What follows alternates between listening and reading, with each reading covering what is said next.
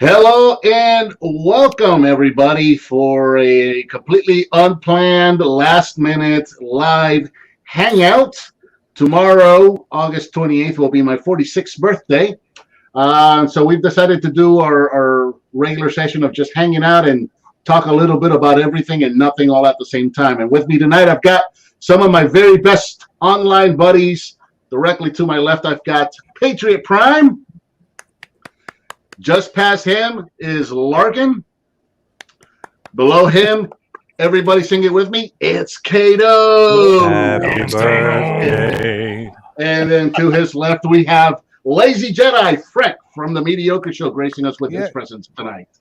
Thanks for having me, Bert. In his very impressive collection of guitars. Yes. What y'all don't realize is we're actually all in the same room. Oh, Yeah. we got... 5 different walls. We are also now joined by Fire Talks himself. We're gonna have that Hollywood Oh, thing. Holy shit! I got my margaritas. Huh? I got Okay, my sweet tea. My daughter just came in here and started being weird. His name is Firefox. Go pet the Your hedgehog. daughter's always All right. online being weird. Bert, I brought one of the big boys out. One of the big. Oh, big he's got fans.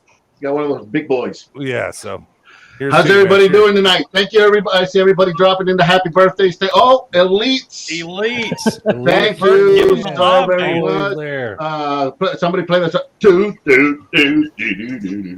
not doing it. Someone get caught up. No, somebody play that song so I can do a dance for you. I don't have any clips of anybody doing anything embarrassing yet. Jason. But at some point, I will. We are all going to be. I'm sure rolling you'll in. get something after TFCon. We're going to Well, get something while at the all 6 FCon of for us are certain. here, with all 6 of us here, we should just do like an a cappella song, and then Bert can use that. There we go. Jason, you have to get me that you have to get me that clip because our audience will fucking love it so much. Like you have to You get me that got clip. it, brother. I will Yeah, take care of yeah. you. Please and thank you. Please and thank you. That's what the mediocre nation needs of more Bert the Stormtrooper. It is for sure. Yeah, we did a show that our host just to let you guys know because I know you guys probably don't know me. I follow all you guys and big fans. Bert and I met. I co-host a podcast that's been going on for like 16, 17 years now. I haven't been doing it for 16, 17 years. I've only been doing it for like 6 or 7. But Bert actually, when our main host, the guy who founded it, or tomorrow couldn't make it, Bert came in and co-hosted an episode with us, and it went over like gangbusters. So I appreciate you letting me hang out with you guys. You know what's funny is my wife's boss, all the way here in West Virginia, knows Bert the Stormtrooper from that radio show. Wow. Oh, really? Are you serious? Did I not tell you that story? No, you got to tell that story. I'll have to. Well, You whatever. gotta tell- I mean, she got a new boss. He's a younger guy, and I think it was during our first chip challenge, and it was you and I talking, and he recognized your voice from us doing. She was watching it back in the office with somebody else, and he's like, "Is that Bert the Stormtrooper?" And Lisa's like, "Yeah," and it's like, "Well, I used to listen to him on a radio show." So, No kidding. no kidding. From the could've been Tom and mediocre Dan. show, from the That could've been Tom mediocre and show, Dan. or from some other. I'm show? not. I'll have to double check with her, but he actually brought it up. We went to a picnic for her work a couple weekends ago, and he brought it up again when I was talking about our chips coming in. No Did kidding. Lisa tell you that I've listened to him before? So That is insane. I was at a comic book and toy shop in Orlando not too long ago, and I was walking around with my daughter, and I noticed one of the employees kept kind of looking at me, and we were just kind of walking around looking at stuff, and eventually I guess he just kind of got the nerve to come up and ask, "Hey, are you Bert the Stormtrooper?" And this guy knew me from the radio shows in Orlando and also from YouTube. It's so weird when people recognize you out in the wild like that. I've only had that happen a couple times, and one wasn't even because of the Transformer reviews; it was because of the chip review or the first chip challenge we did that got shared everywhere. That's awesome. Fire Talks, I just sent the guys a picture of the Maul Deuce in action. I saw that. That thing looks Oh, amazing, that man. Awesome, good work. Yeah, there's another one going out in this box for Kato that it will go out tomorrow, I promise. Well, I'm holding you to it because, Just sending got- people things out of the kindness of your heart People need to hurry up and do that. So, Well, hopefully it doesn't do a round the country trip like it does for me. I think my shattered glass blur is following the same railroad track that it takes to get to your house. Because For some, I'll tell you, the craziest thing is this guy's shipping right here. He can order something today, and it will get there yesterday. Yeah. Yep, like 2-3 days. Now, From I the ordered Castle Grayskull a month ago. It shipped 2 weeks ago, and it's still in Georgia. Ouch. Blur's been sitting in Georgia for 2 days. It just finally got to Hagerstown, Maryland at like 8 o'clock tonight, which means it won't get here till Monday. Ugh. Because Firefox, FedEx where are you at? on a weekend. Northern Virginia. Okay, yeah. Chambers, is- Hagerstown, Maryland is such a shitty hub for FedEx. If it's FedEx, it's a shitty hub. I used to live in Lynchburg when I was a kid. Really? Yep. Back in the He's 80s. not really Hawaiian. Well, I I'm, didn't think you ever left. I'm definitely not like Hawaiian. I think, Kato, you and I are the only ones that are down here further south. Yes, I'm perfectly fine That- here too. That picture that you I- shared, Me south. Wait, Bert. I'm furthest south. that's No, true. That is true. That is true. Larkin is the furthest south. I'm below He the. It keeps used to saying be that, me. but just- You It used to be me because being from Puerto Rico, I used to claim being the further south, but I can't anymore. I'm Polish. Oh, Vinny.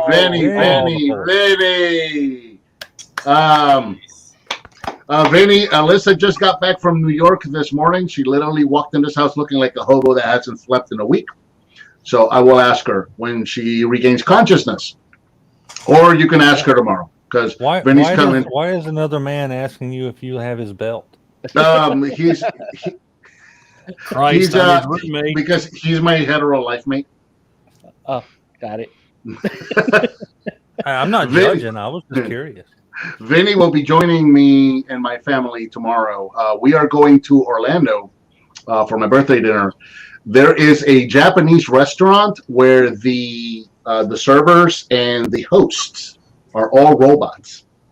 Oh, nice. Yep. You have to tip them? I mean, I'm sure you can, but then they won't be able to roll around any further. You got to pick them up. Wow. Oh, wow. Come on, Bert.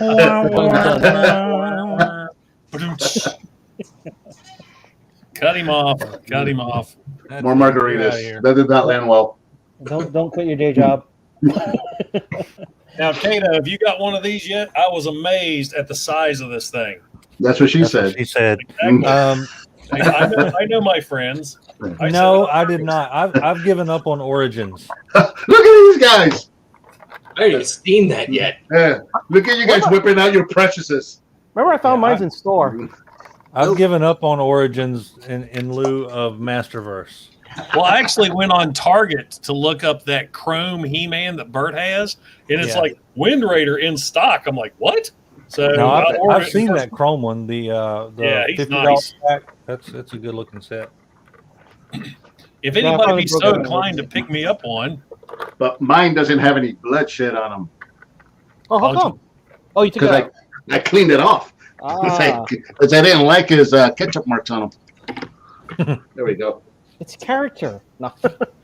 I've seen the Land Shark more recently too, but you have Yeah, that, there's a right? shit ton of land sharks at my Target. Yeah, I've The seen Land the Shark's Shark. the only thing I And see. the only Masterverse figures I see at all are Evil Lyn and Moss Man. That's it.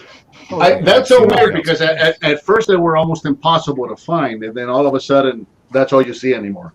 My The only thing my Target, Target's filled up I've say it again. I'm sorry. my Target's just filled up with all 4 of the Masterverse figures this week. The only thing I have 3 targets that I hit probably twice a week, 3 times a week maybe. And the only thing they have are Battle Cat for the Revelations line or the Masterverse or whatever. So good. Battle Cat, Evil Lyn, and Moss Man. That's all I've ever seen. yeah, that's all my Walmart has right now is Battle Cat. I was actually surprised to see Battle Cat, nothing else. They did that complete reset, and I thought, okay, we're going to get some new stuff. All they did was move the empty pegs from one side to the other. Yeah, it's Yeah. haywire. That's literally what they did in mine too. Yeah, my Target Well, moved an entire end cap to be Masterverse and Transformers, didn't stock it, left the original locations where they were, didn't stock those, and then that's been like that for the last 3 weeks. Hey, look at Craig Oxford said his Walmart isn't going to carry Transformers anymore. Really? Well, here's the thing. I was talking to one of the workers at my Walmart on why it's so slow, and they're looking for workers. They don't have everyone enough is, workers. And toys, unfortunately, don't get priority in things that move. It has to be like the food and all that stuff. But he said they'd like to open 24 hours again, but they're not getting any workers. I don't normally go out for lunch ever, and I'm lucky enough to work with my best friends. One of my best friends, Frank, his name's also Frank, Dungeon Master Frank Bird is who I'm talking to. You're right. And he said let's just go out. We were working on the same project. We're in different departments. We're like let's just go out, and we went out to this place called Nick's Roast Beef, which is really a really great place out where I live in the Philadelphia area. And we're waiting 100 years for everything, and then we realize that there's a bar, a full service bar. There's outside dining, and there's a dining room, and there's one fucking waitress there. Ooh, you know what I mean? And I'm like, dude, No I'm not kidding. gonna give this lady a hassle or anything, and we're gonna fucking double tip her because holy shit, there's 100 people here. You know what I mean? And she's taking care of everything.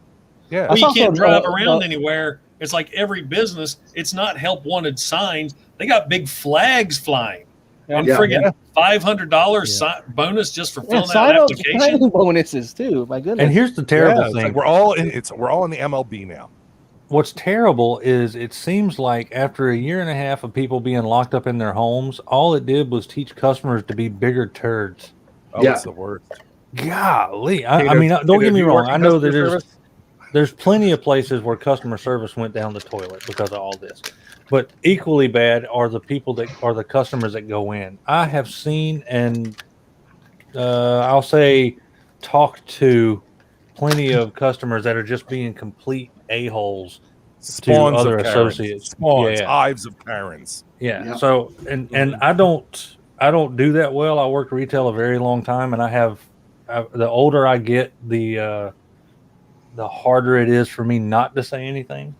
Yeah. So a lot of times I'm the guy that's in there, talking trash to some jerky customer that's treating some employee like crap, because the lady of the house, she works retail and she has to deal with these people.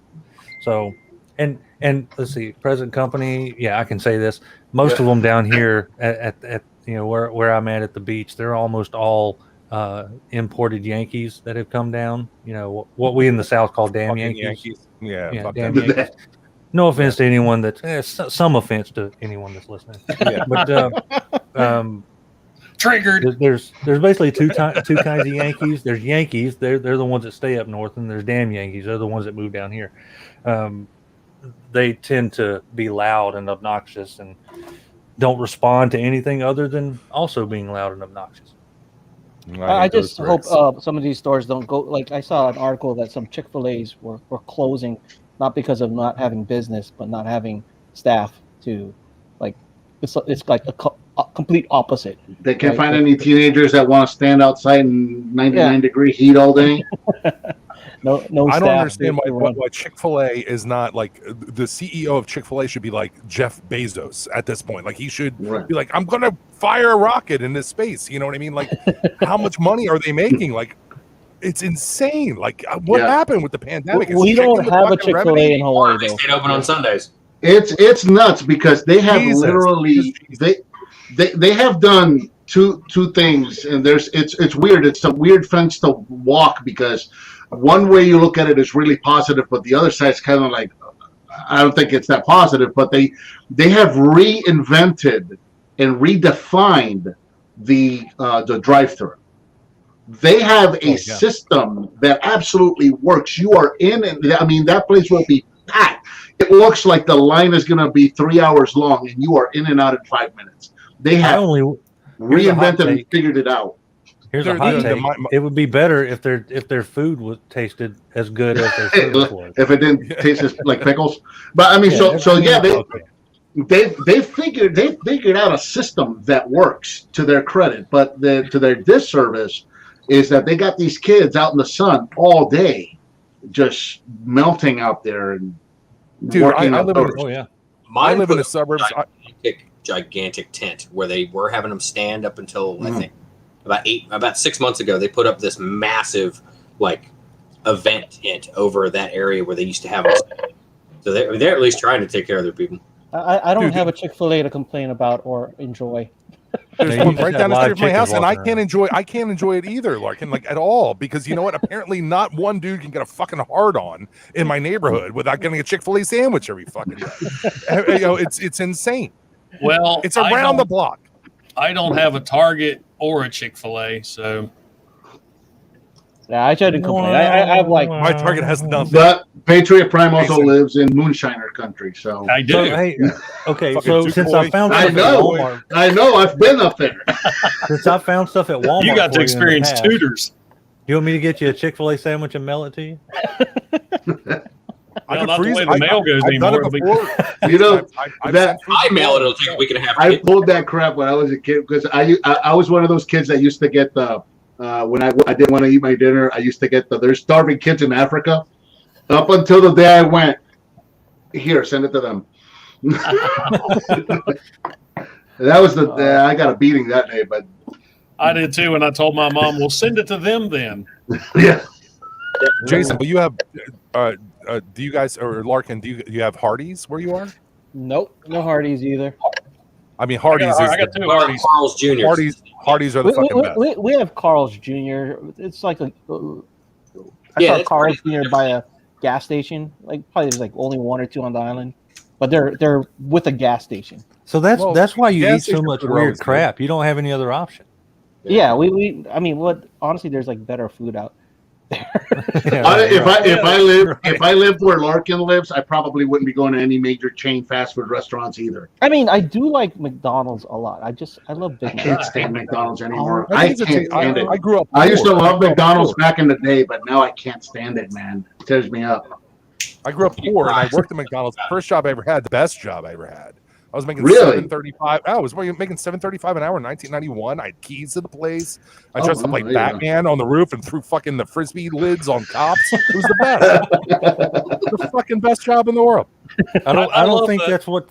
I don't the know that viewers that was right actually now. a job at McDonald's. That Yeah. sounds like he's just the crazy guy. It sounds like he's I was. describing the I Kevin was. Smith movie. Yeah, they paid It you was the fucking- $7.35. Just It was the best. yeah. No, I worked there. I had keys to it. I was like 17 years old, 16 years old. I was having a blast, and the Batman Returns came out, and then they had the cups. So I had a half decent like Don Post Batman suit, like not crazy good, not like the one I have now. No, I don't have one now, but I'm too fat. But what happened was I just went up, I threw it on. We had these 6 or 7 cops that came in every morning to get their free fucking breakfast. And I just the top of the cups were frisbees. I actually have a handful of them still here because I'm a hoarder. Really? And, I was just winging these fucking frisbees at them, and they're like, "What's going on? Get down from there!" And 3 of them knew it was me, but like 2 or 3 of them didn't know. And I came down, and I took it like, "Frankie, what are you doing?" And I was like, "I'm fucking around. We're having a good time. Come on now, let's go get your egg McMuffin." And I spit it. They were messing with the rookies that day. Mhm. You've got to give our viewers credit that they hop in to watch these Transformer reviewers talk about low staffing in fast food restaurants. Yeah. That's Let's what talk we- about Afghanistan real quick. Here, We never talk about we talk about everything and hardly ever Transformers. Yeah, How welcome about to how the about them Derail Transformers? Express. Yeah, I think that Put that thing away, Larkin. I haven't gotten mine yet.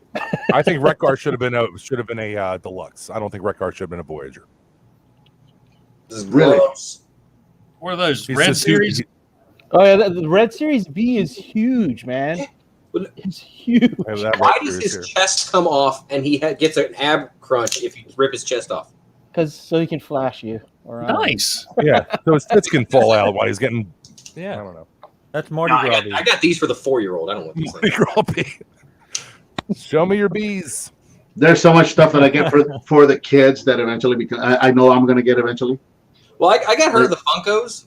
The Transformer Funko Pops are in her room. Those are going to end up being mine when she gets sick. Mhm. But these red figures are absolutely, they're hers.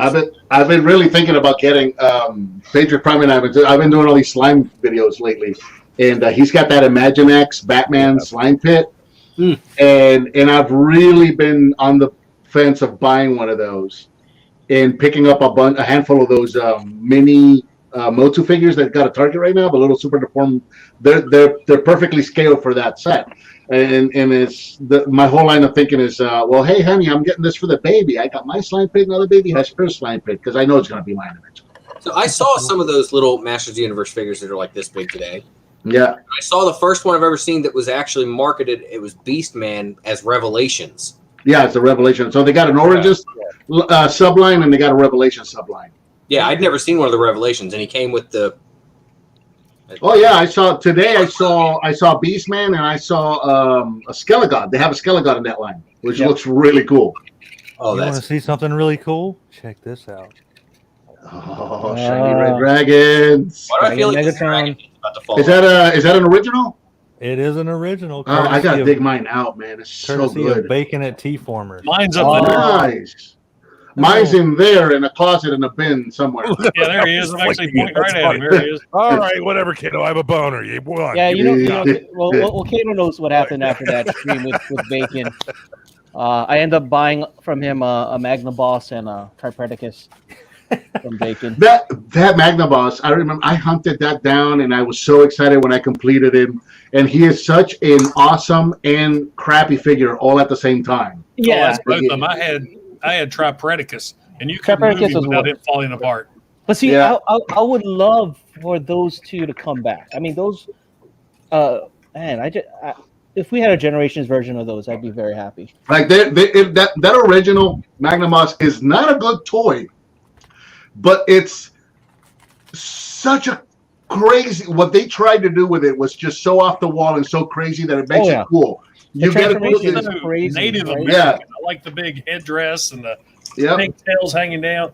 E.R. Smith asks if any of us are going to TF Con. Not me.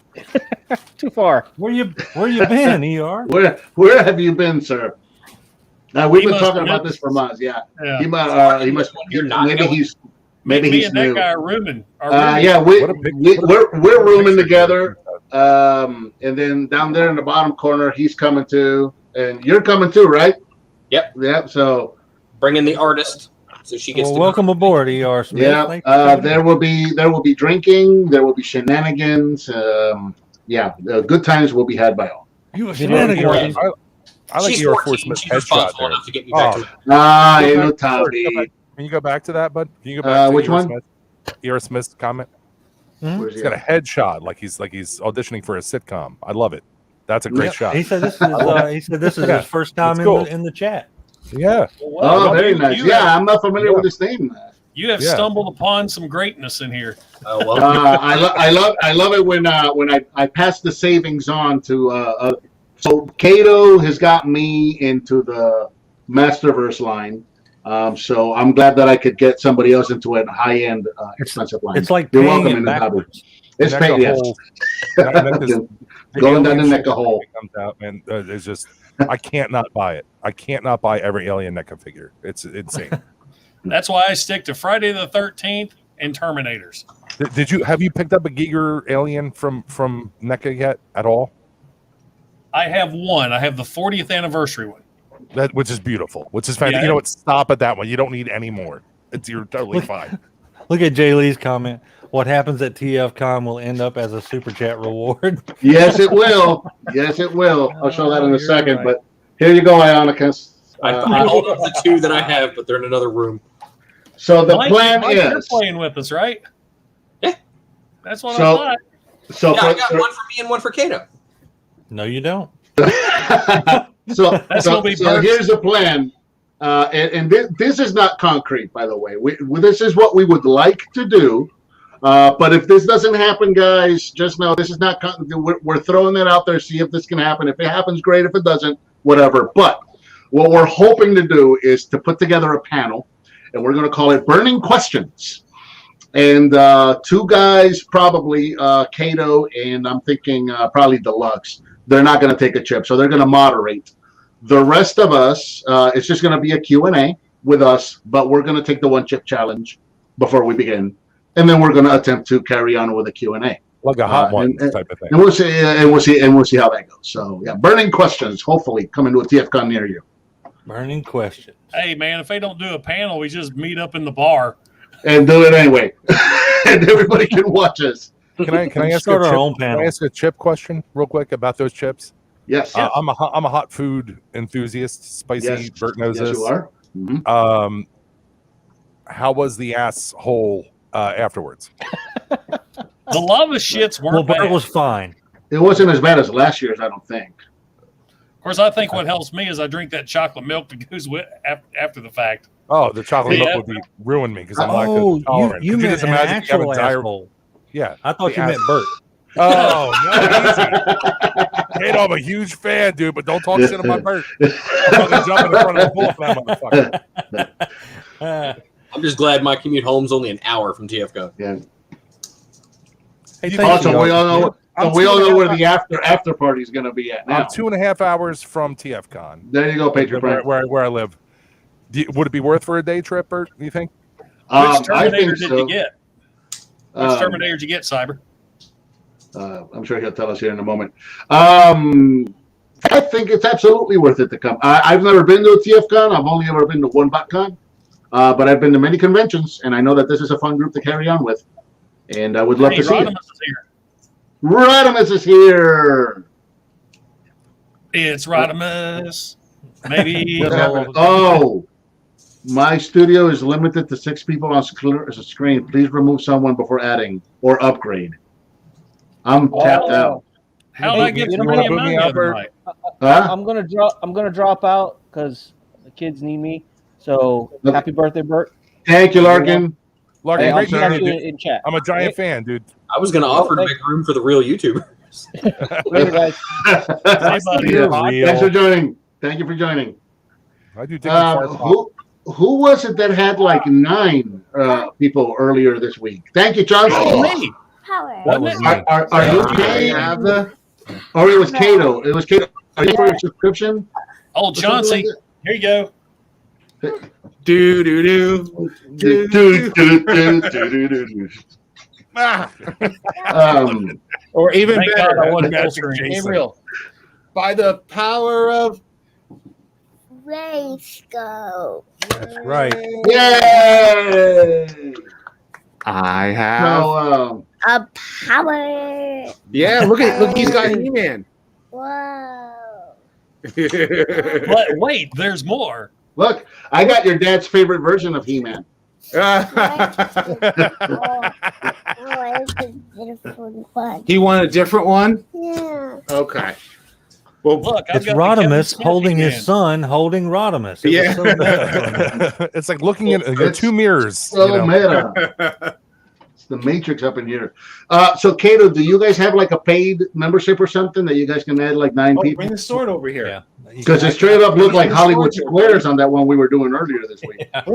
Yeah, It goes to him. we share a Right? paid stream. Oh, you're gonna do well? No, it goes to because it goes to him. That's a pretty Gotcha. cool idea. How do you? So, say all you Rejecticons, you pay for your StreamYard, but each one of you can use it on your channel. Yeah, we just put we linked it to all of our YouTube channels. So it's like that one time I went live and I double streamed it over onto Inutabi's channel, or I can do it on Facebook, and now I do mine on Facebook and YouTube at the same time. Yeah, say it, buddy. So you just have to do it with people you trust, because Bert, they all there may be an idea for us. Yeah, They yeah. have That's access to actually I like where this is going. you just have to fully trust the people involved, so that because they at any given time, Inutabi or any of us could go on and stream something onto the other's channel. You have power. You silly. What's a different one? You got different one. You got this one. What about this one? Different. Thank you, Fishy. Thanks, Fishy. Get the sword. I'll get this. Get the sword. Okay. You gotta get the sword. You got. Oh my Yeah. god! I wonder if this is gonna show. Dude, toddlers are the absolute best. I gotta show you. So my toddler is downstairs watching cartoons on my bed right now, and you guys saw the video I posted earlier this week where we went to Spirit Halloween, and then she was mad when we left. I didn't see the video, but I saw you made a post. Your wife commented on it. She watched it. Yeah, because I made a video in the car. And so in that post, if you look in the comment section, there's a video. You know who that is? I'm shooting myself in the car, and you can see her behind me saying, "I want to go back and see the scary one." Magnus. So- So she's in my bed right now watching cartoons, Oh, Awesome. Nice. holding Looks hands like someone's with a, lost some weight. with a holding hands with a skeleton. skeleton. Yeah, and she has another little skeleton in her hand. Our Spirit Halloween doesn't come up until the 3rd. So that's happening right now because she had to go back and see the scary ones.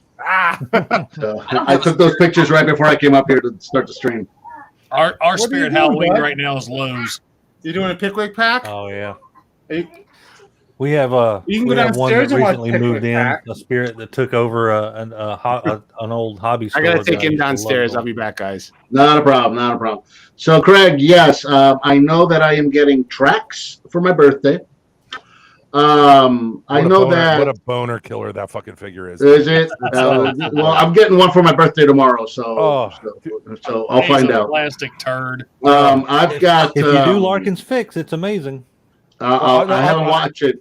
I haven't watched that video yet. I'm waiting to actually get him in hand first before I I watch the wanted to video. ask his permission. I was going to film that. I wanted to ask I'm his permission. dying. I'm dying to see that video just because of the thumbnail of him with the pliers next to his leg. So, but I got a tracks I'm going to get tomorrow. My wife ordered me an original G2 laser Optimus Prime. Oh, balls. Because I actually don't have. I mean, I have one, but it's my custom. I don't have one in the original colors, in the original awesome. paint scheme. Yeah, I'm sorry, the original what, Bert? Generation 2 laser rod Optimus Prime. Yeah, I'm sorry, but in the original what? Collars. Collars in the original collars. In the original collars. Don't start on collars. You didn't even write back on that last joke I said, Jason, at all. You fucking totally ignored me. And I know I don't think they found one yet, but I know they're hunting for that NPM Bumblebee movie Optimus Prime. Right Oh, dude, I Oh, I fucking saw had one that in my today. hand today. Are you fucking kidding me, dude? No, I dude. saw it My today. wife hit 5 targets today looking for that thing. Dude, that thing's $125. Yeah. Dude, That's what it's in you- a fucking Voyager box. Like, it's insane. Oh, dude, Larkin. Larkin, thank you, sir.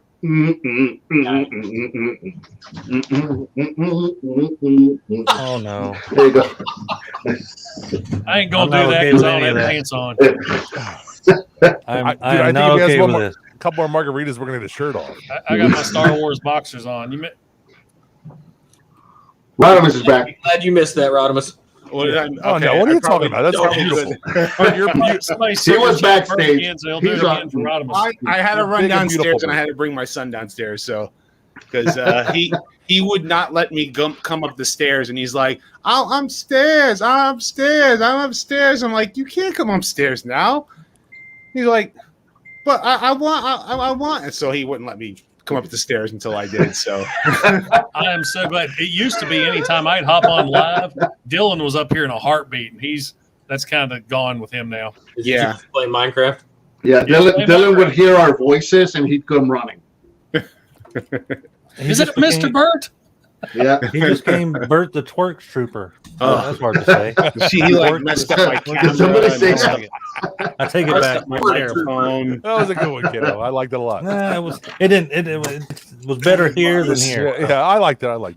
Well, my kid moved out, guys. So he lives in Northeast. Did he? Philadelphia. Frankie moved out? Yep. He's going to Temple. Oh. Yep. And he lives in Crime Alley in Did Northeast you cry? Philadelphia. Did you cry? Oh, dude, like a fucking maniac. Dude, I Yeah, cried like a baby.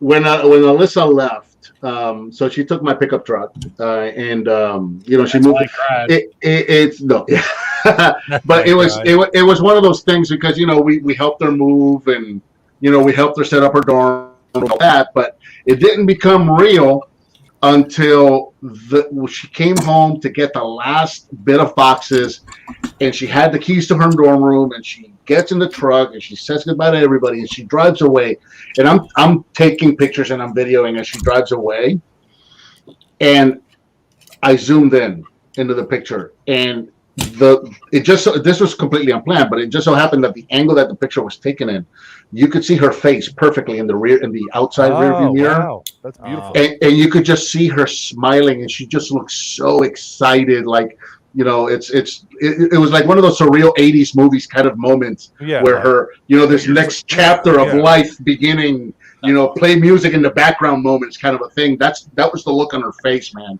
And Freedom! I freaking lost it, standing there in my driveway, crying like a baby, dude. I know this Moments is before life hit her in the face and everything. I know this is a Transformers-based thing, real quick, and but it's Bert's We haven't birthday. talked about Transformers Yeah, yet. yeah. Well, I'm telling you, I said Wreck Car should be a deluxe. We said tracks once, and that's about it. Yeah. Yeah. But my son can walk over my wife like fucking macadam. She's like, no problem. I can manipulate this woman in any way, shape, or form. Me, on the other hand, I'm like, I see what you're doing. You know what I mean? So, like, it's like instead of living in the dorms, he's like, I'll go 7 blocks away from campus to live in this house that I'm paying for so he can have his independence. You know what I mean? And, play with his band. You know what I mean? I'm like, come on. Let's go. What are we doing? Stay at home, sit in the basement, save money. What the fuck? But anyway, that's why I wasn't like crying like, oh, he's growing up. I'm like, oh, I can't afford this. And I can't buy toys because your mom's yelling at me because of your fucking tuition. It's funny. It actually worked out pretty good. Well, I mean, for me it did anyway, but it worked out the way just because of COVID and everything else going on. But she just went to the local university, so she's really only an hour and change away. Right, so she could come home on weekends and stuff, right down there.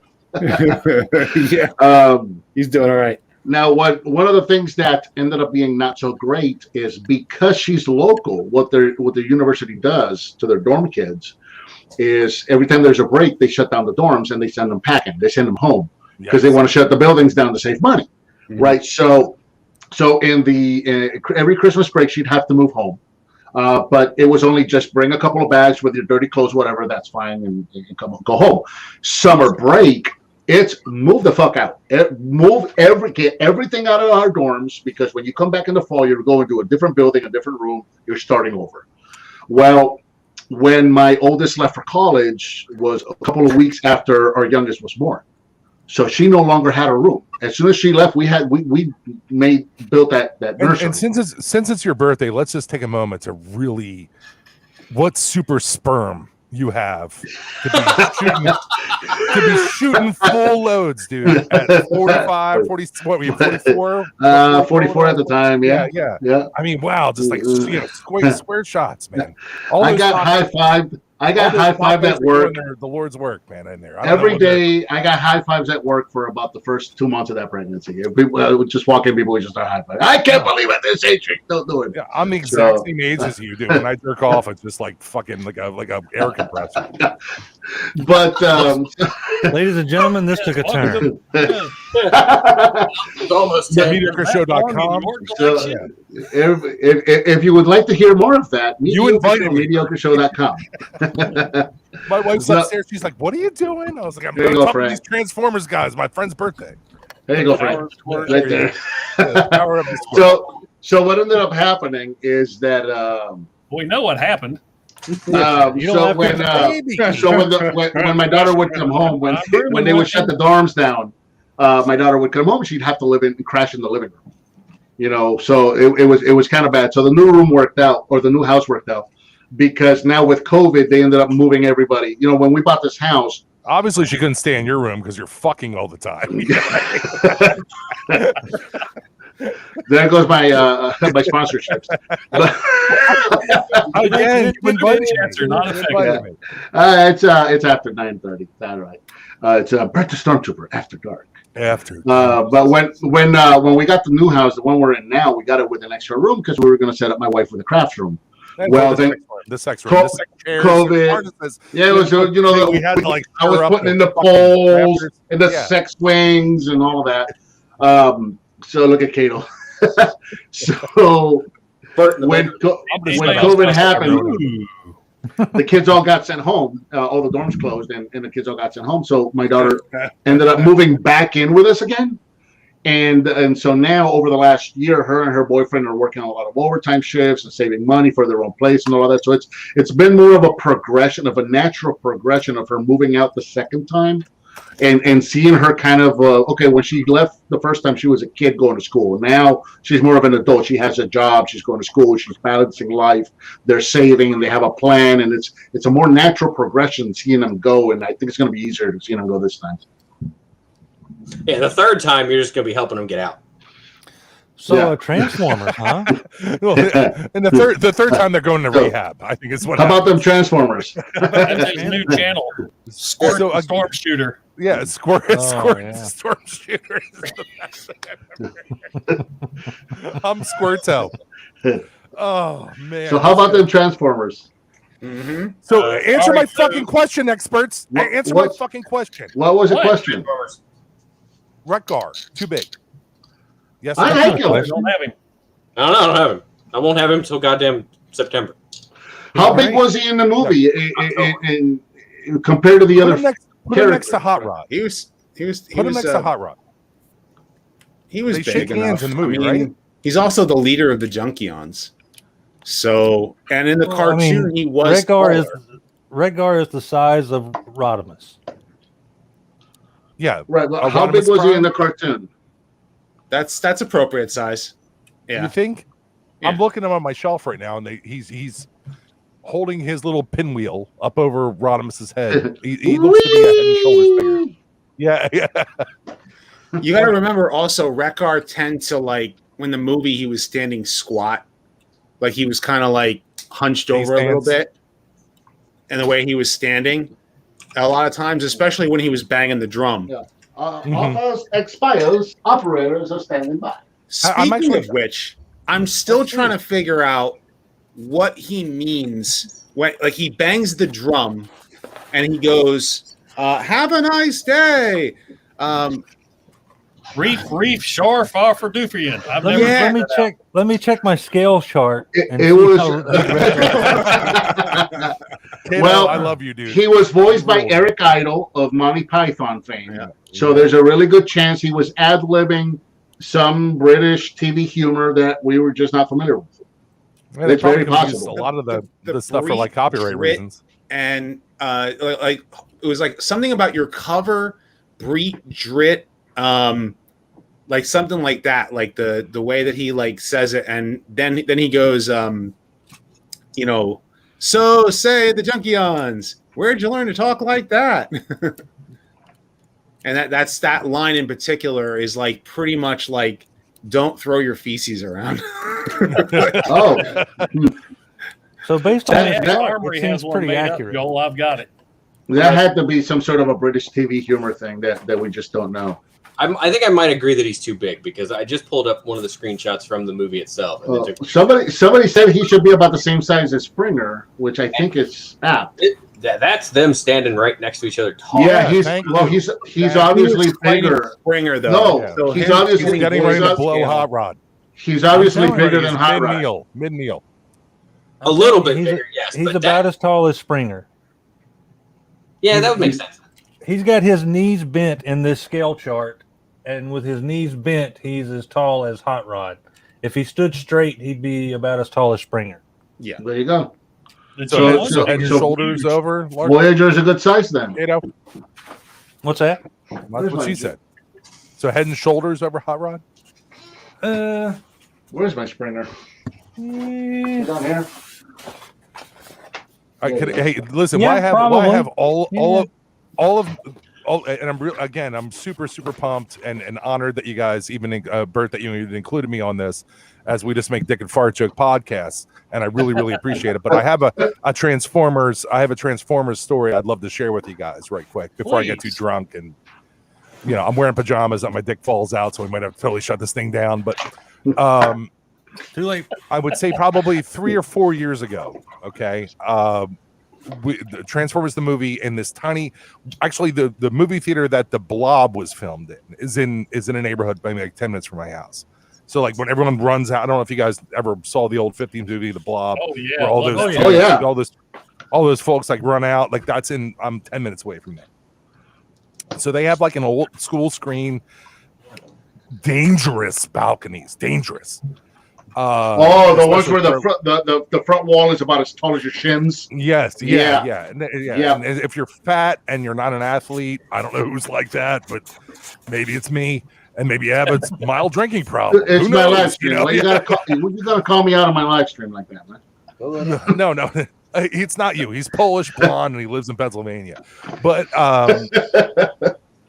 they had this. They were doing like giveaways. They had like a comic shop, like doing giveaways there. And the ultimate prize, the big grand prize, was the Transformers the movie soundtrack on double vinyl, double colored vinyl. Ooh, nice. So they were doing like trivia, and they were doing all this stuff, and it was really like run of the mill stuff. And my wife, who cares nothing for this, I live for science fiction and fantasy and punk rock. Like they're my holy trinity, man. Science fiction, fantasy, punk rock. It's my holy trinity. It's how I live my life. It's what made me what I am. She cares nothing for it. Okay. Yeah. But I've been with her for 23 years. She loves me for some reason. They go at the end, they go, hey, Transformers the movie had this song called The Touch. What movie was it originally written for? And I feel nails go into my knee. Oh my She's God. like, you love vinyl, you love Transformers. What's the answer? And I'm like, well, first off, Rodimus, I know you know the answer. I know the answer. So okay, Jason, you know the answer. Right, then shut up. If you know the answer, shut up, and then someone gets. I don't know the answer to this. We've all been through this. I've heard. Kato, you know the answer. A lot of us. I know Rodimus and I have interviewed Stan Bush. This is a story that he loves to tell. I did too. Oh, okay. That's right. And Wait, shit over there. It's like, me too. You forget who you're talking to here. I fucked Stan Bush in the back alley of a fucking truck stop. What do you think of that one? What do you think he talked about on our show? Yeah, I know. And he called me had Cobra. to fill up space in the green room while we waited. Not every stream you have Transformers making love on top of a microphone.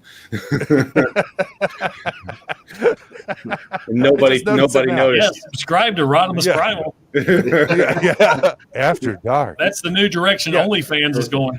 All right, real quick. There you go. Primal After Dark. There's your Wreck-Gar, knees bent, same height as Hot Rod, knees straight. He would probably be at least head and shoulders above. Why would you make a scale diagram and bend his knees? And then bend his knees. They made that his animation model. Yes. So that still doesn't make no sense. So anyway, the end of the story, which everyone fucking forgot about, was I said Cobra, Stallone, I won the record. And my wife thought it was like an Academy Award. I ran down the dangerous staircase and went and got it and high-fiving everybody. It was I haven't seen other than Cobra my son since being I born, was a probably kid. Right. Well, that's what it was written for. It was written for Cobra. Really? I did not know that. I haven't seen that in years, but I always remember the intro with the guys and the axes. Mm-hmm. Come on, somebody. Ching, it's been a while since I don't remember. I know Cobra. Sure, yes.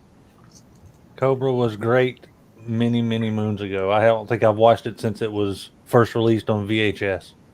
Bye. Mini Bong. All right, I wish it was Firebox. Bond, Really not quick, Bond. how many inquiries on Dino Riders Here we go. lately? Have a nice day. Have a nice Please day. discover before striking, Three friend. people who want the entire set, buddies and As a matchbook. and several people who want me to do something for vertebrae. Richard R. Rudy. So say the Junkions. Well, it's been 35 years, and that's the first time I've understood what they said. Yeah. Well, it's a lot of horse. It's a matchbook reference and then a lot of horse shit. Breed R. Rudy. See the Breep Drit. Yeah, I used to eat that. No, dude, that's probably like a European sperm joke. Bleep Drit is like pre-cum or something like that. Oh, Rudy. No, actually, it's a feces. Rudy was the name of a prostitute that he breathed. Wasn't So Say We All like a Battlestar Galactica thing?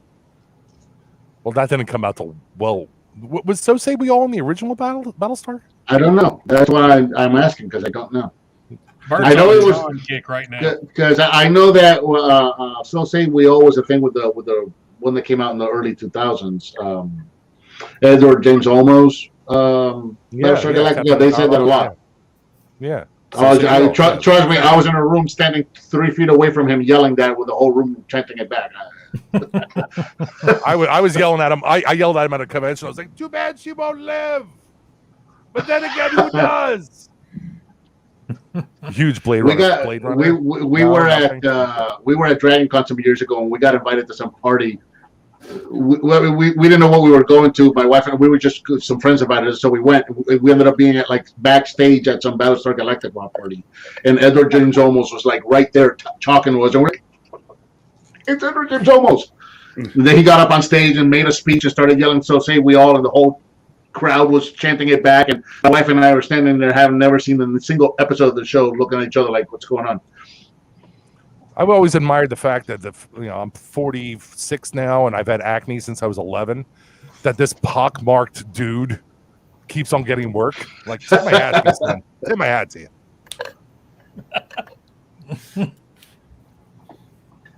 Take it easy, Craig. I'm about to have to head out too. I gotta hit the sack and get up early. Kato, shut your beautiful mouth for a second. Let me ask you a question. The dialogue script, if you want to see it here. Pardon me for 1 second before Kato rolls. All right. Yeah. I live for names and references. Yes. And Rejecticon, like if I wasn't so fat, I would rock it like a rocker on my abdomen. Sure. You gotta make me an honorary Rejecticon. I need it. I need to have it. It's not up to me. Since Kato's going to TFCon this year, there's a position open. Doesn't that kick you out of the Rejecticons? Yeah. We expect you, if you have an application that you'd like to submit, I would. I'll give you a website that you can go to. I've married people. I've officiated weddings many times. Still looking for gays. All right, if anyone out there are gays and want to get married, still have not married gays. I'm a reverend. I don't believe in God. You know what I mean? Like, I can be a Rejecticon. Trust me, I'll figure it out. Tell me what the rules are. I don't have any idea what direction that was going, but I think I understand what you mean. Yeah, I need more to drink. I'm going to spend some time marrying gays. We started here. It was here, and you want to be a Rejecticon. I get that. We can make you. See the size of this thing, dude? It's a fucking torpedo. That's what you said. So that's your first one, right? If you come to TFCon, oh no, dude, and you and Inu Tabi are having rings, you know. Oh, that explains a lot right there, Frank. Okay. Anything. I had to run down here and catch up. Yeah. So yes, we are not accepting applications at the moment. But if you would like to submit an application, go to Larkin's Lairs channel and spam his comments that you would like to be a rejected. With exactly what you just said. Larkin's listening too, so I'm sure he's loving that you said that just now. Yeah, just Larkin, I'm coming for you. Find his latest video, click like, and then spam "I want to be a Rejecticon" on Larkin's Lairs' latest. We're showing video. Optimus Primes now. Is that what we're doing? We're showing Optimus Primes. We're just shoving guns and I'll play. Here you go. I have this one.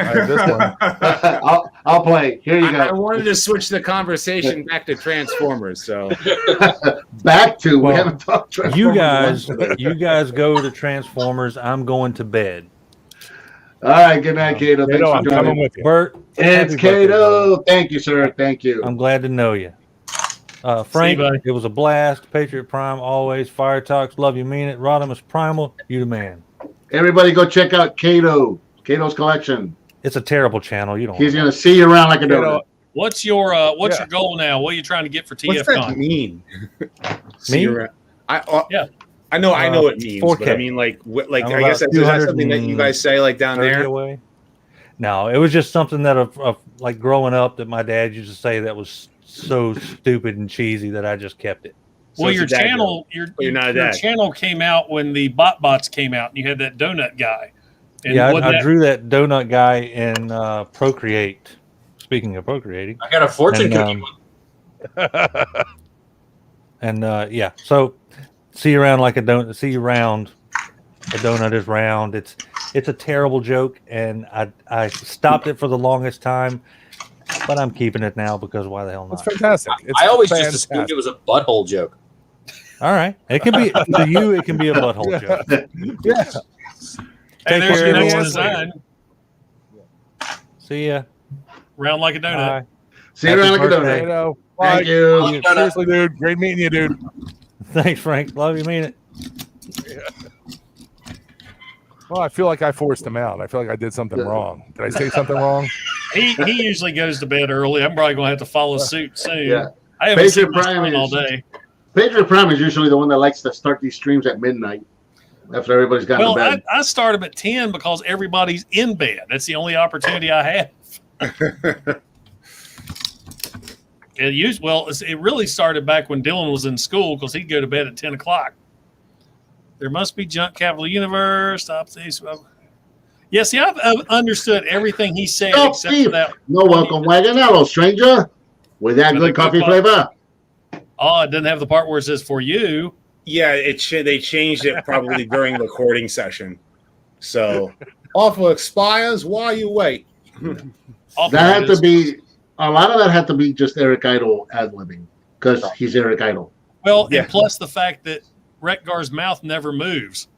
If you think about it, he talks all that stuff. And he's like, operators are standing by, and he just smirks at the camera, and you still see him Yeah. talk or hear him Yeah, talk. that's true. I just watched it 2 days ago, so it's stuck in my head. Yeah. The weird built-in commercial break that's right there. Yeah. What was I going to say? Oh, remember how I told you I was going to do something for my Retgar review? Yeah. I'm going to make and eat a Twinkie Wiener sandwich at the end of the review. Oh, dude, that's amazing. I figure if I can do these food challenges, That maybe is amazing. Touche. see how many people actually get it. I've never been brave enough to try that. I figure what the hell. I hit my 10K. I'll give the people something different. Oh, did you guys see that video of me dancing with Widow? Yes, I've seen it before. This is the other one that the other line that like right here. Forward Aventi and like go for the gusto. And then he's hang on. And then there was supposed to be this should be industrial strength we watched was probably cut for time. But this line right here, I always was trying to figure out what he was saying. He's saying forward, avante, because his first introduction line is stop thief, because he's basically calling the Autobots thieves for stealing parts from Junkion. Because they crash landed on Junkion. And then he's saying forward, because like we're like Road Warrior gang here, and you're on our turf. You know, we're forward, avante, we're gonna go for the gusto here. So And then see they right watch there this- where it says hang on, this will be industrial strength. I think they cut out the hang on, this is industrial strength, because he just goes, we watch? Because I never understood what he said right there really either. It's just, Yeah. what? It's what it sounds like. What? Because he kind of like mumbles a little bit in his speech pattern. He's like, "Woo, what?" I was like, what? And then, obviously, this Screaming Horror is Idol supposed was to be a the waste quartering. of Retgar. And Just then wasn't don't him. look down behind door number 2. This is what I was trying to do the other night. If you guys remember. Monty. Yeah. Monty. It's time to play. End of the line. My Valentine. Ronnie. It's Ronnie, basically do Ronnie, Ronnie, no. I know my wife's downstairs hearing that going, what the hell? And they're Why can't they look at indestructible. porn like normal people? Steady as she goes, Bob. Snoopy visitors getting mud in the eye and by. Film at 11. Everything must go by midnight. I don't get that reference, but yeah. It just has to be like British TV stuff. I mean, Maybe. they probably just told them just talk TV, just say like TV catchphrases and lines, and and that's probably what they did. I still have a nice day. Close cover before striking, friends. That's a match. That's a match book. Yeah, that's about matches. Okay. Yeah, in the season 3, it was more of American TV pop culture, Yeah. Yeah. and you can understand what he was saying. Breep, drit, a Rudy, so say the Junkions. So, like, And that close the needs to cover be how you before. close out every video from now on, Rodimus. Have a nice Also, day. like, I mean, I think that, like, just as like super fans, like, you know, and you guys are like, you know, I spend an exorbitant amount of money on this war shit, but you guys make a fucking part of your living at, you know. Yeah. Or you know, it's a passion. It's you know. I was gonna say I don't know who's. I am making a living out of this. I pretend to, so no one complains. I spend money on all these toys I buy. I mean, I'm gonna spend the money on this stuff anyway, because I'm a collector, so I buy this stuff for myself. But so I'm gonna spend the money on it anyway. But I'm not making money on YouTube. I'm spending money on YouTube. I buy everything you see behind me. I buy. Regardless, you're expressing yourself through it, right? You're expressing yourself through it. But like, I don't think that, you know, in 86 or 84 or 85, when this was being in production, they were like, oh yeah, you know, let's make this make sense. You know what I mean? Like, they were like, No, they Three were trying to Rudies sounds fucking cool, man. Yeah, whatever. They were trying to use whatever pop culture references they can think of. In season 3, there was or afford without licensing rights, you know. They could say whatever they want. Like, you can say stuff. It doesn't necessarily mean that it means anything. Like, there's no. I don't think that you can copyright like catchphrases, really. Like when he says, "Do you want to be a pepper too?" Do you think that was they had to do like copyright stuff? I always thought so. No, because I don't think back then.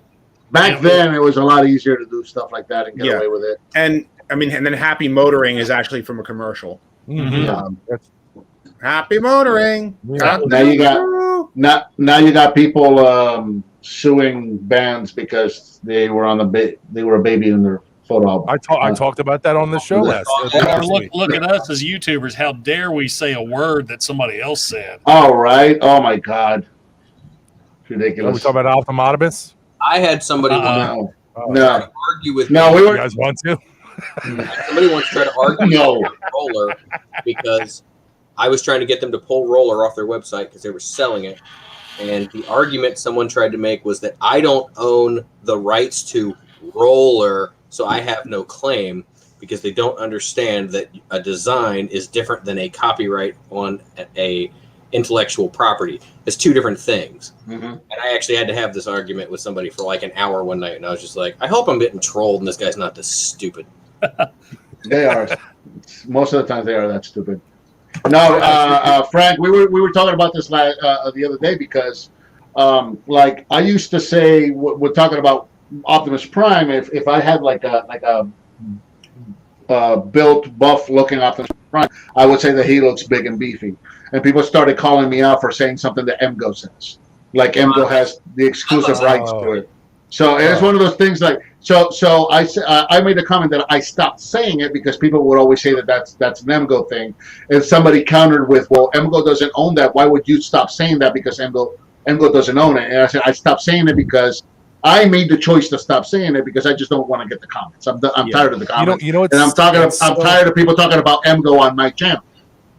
So if it's just one, it's one minor thing that I can do to get people to stop talking about MGO on my channel. That's all that is. When we first started, Go ahead, Frank.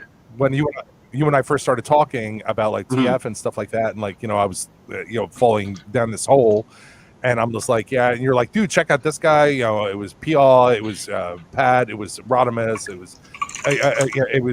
was all this stuff, and then you go, and then check out MGO, and I'm like, MGO makes me want to put a fucking gun in my mouth when I put his channel on because of the fucking whammy. You know what I mean? I'm like, you're like, dude, fucking fast forward through it and just get to his fucking.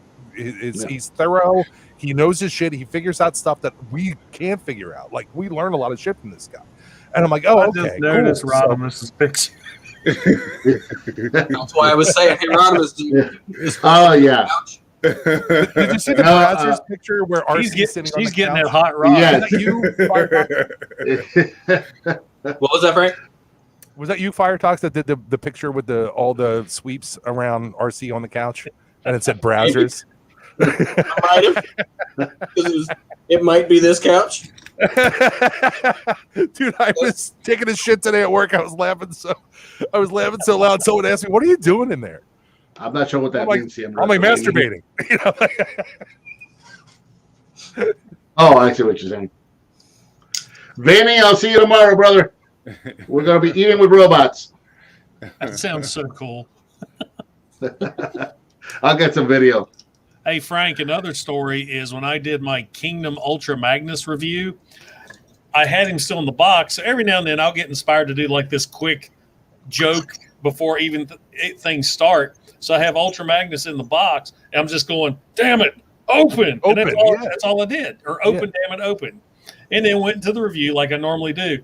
I had so many comments. Oh, I love the Thu Adams shout out. Great job shouting out Thu. I'm like, it's a line from the movie. Yeah. Nothing to do because Thu Adams has this.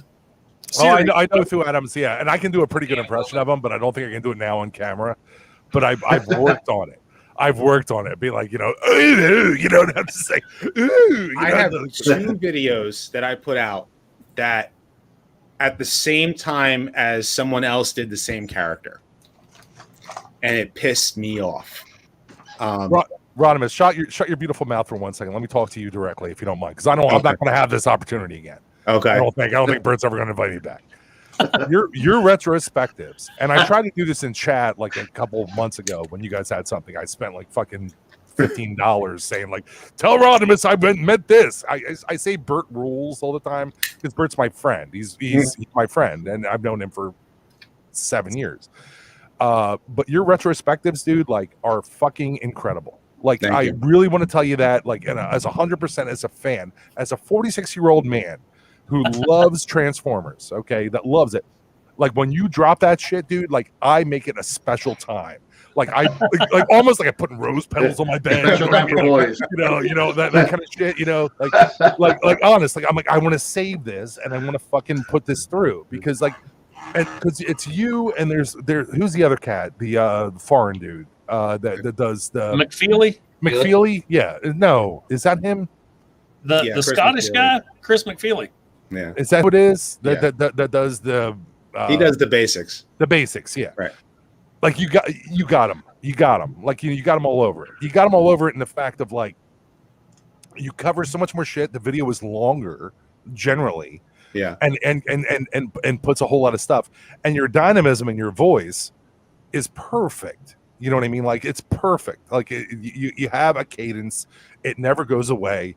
And and everything you show, like when I'm done watching it, I'm like, I don't have to fucking look at anything on Skids. You know what I mean? Like we're done. I saw it on Skids. Yeah, I know. I'm just asking for Skids. But yeah, I know. But like I want to tell you, like truly, sneaky. I am very sneaky, Santa. Yeah, like as a true fan. And I operate in the podcast and the comedy world and stuff like that. Like I wouldn't have an opportunity to talk to you otherwise. Like giant fan. I've told Jason and Bert knows I love him so much. And Fire Talks, my friend printed out your Grimlock sword, and it's sharp enough to fucking cut a knife. I'm cut a new knife. Cut a knife. Out of it. Well, yeah, the Grimlock sword was super sharp. Yeah. Yeah. It's fucking beautiful, and I did a pretty good paint job on it. Maybe I'll bring it on camera. Nice. But yeah. But thank you guys so much. Like thank you and Bert and Jason. You know how much I love you. I talk to you guys probably 3 times a week. But Rodimus, dude, like those retrospectives are fucking awesome, and I look forward to them all the time. Thank you. I'm actually in the middle of working on one, which is probably why you noticed the, why I'm doing so much research on trying to find out what breep and drit mean. On the Junkion.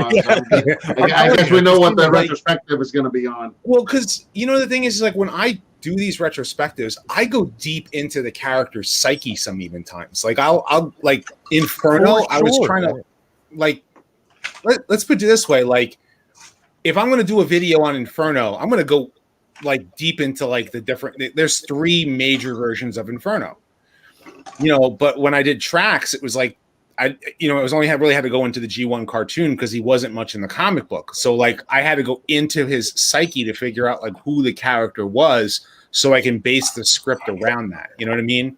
So like I read the text specs over a couple of times and try to go, okay, this is who he is. So that's why I included the Ric Flair and Macho Man, also because of Bert. Oh yeah. Yeah. The Macho Man and Ric Flair clips were for 2 reasons, because he and you and I both like grew up obviously watching wrestling, so it's like like we both know. So like when I was like, Bert's gonna love this, and of course he watched it for like ever. I was like, what's going on here? Because I was expecting a Bert comment about the Ric Flair going, woo from the style. Woo! Right. So like what I do that with like a lot of the characters, like and that's because like I'm that much of a fan too. That's the other thing is that if you're a fan of this, you're gonna dive deep into the lore. And I mean it goes with anything. If you're a fan of good, like you have guitars on your back of your wall. So like, I'm just like say like if you're into guitars, like like how like certain, I guess what certain guitars like give a certain type of sound. Like I don't know that stuff, but like I can tell you about like Rodimus, the rest of this room, I mean, there's a drum set over there, right? But the rest of this room is like I'm looking at Predaking, Omega Supreme, Devastator, Voltron, Jetfire. I'm just throwing an example out there, like like I'm not I'm not you guys, but I'm a fan. Just right. No, I get it. It's fine. Like, and that's the thing. Like, that's what we are like. This is one of the things that I was trying to make sure that I did was I was wanting to make sure I built a community with as I became friends with you guys. Thank you, sir.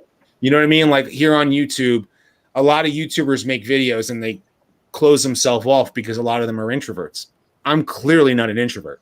Like it's just it is what it is. Like I'm so I try to build a community out of a lot of people here on YouTube, and it's built a channel on top of the fact that I'm doing the retrospectives, I do the news videos and stuff like that. But it's because also, I mean, I love hanging out with people and, talking Transformers with people. I don't get a chance to talk. Nobody around me I know isn't like as big into Transformers. We discussed this the other night too. We were explaining how we have strived to become more than just hands in front of the camera. Yeah. We want to be personalities. Almost more than meets the eye. Yeah, more than meets the eye. There you go. Not just some lazy Jedi. God damn it, Frank! I'm putting you in the center for that.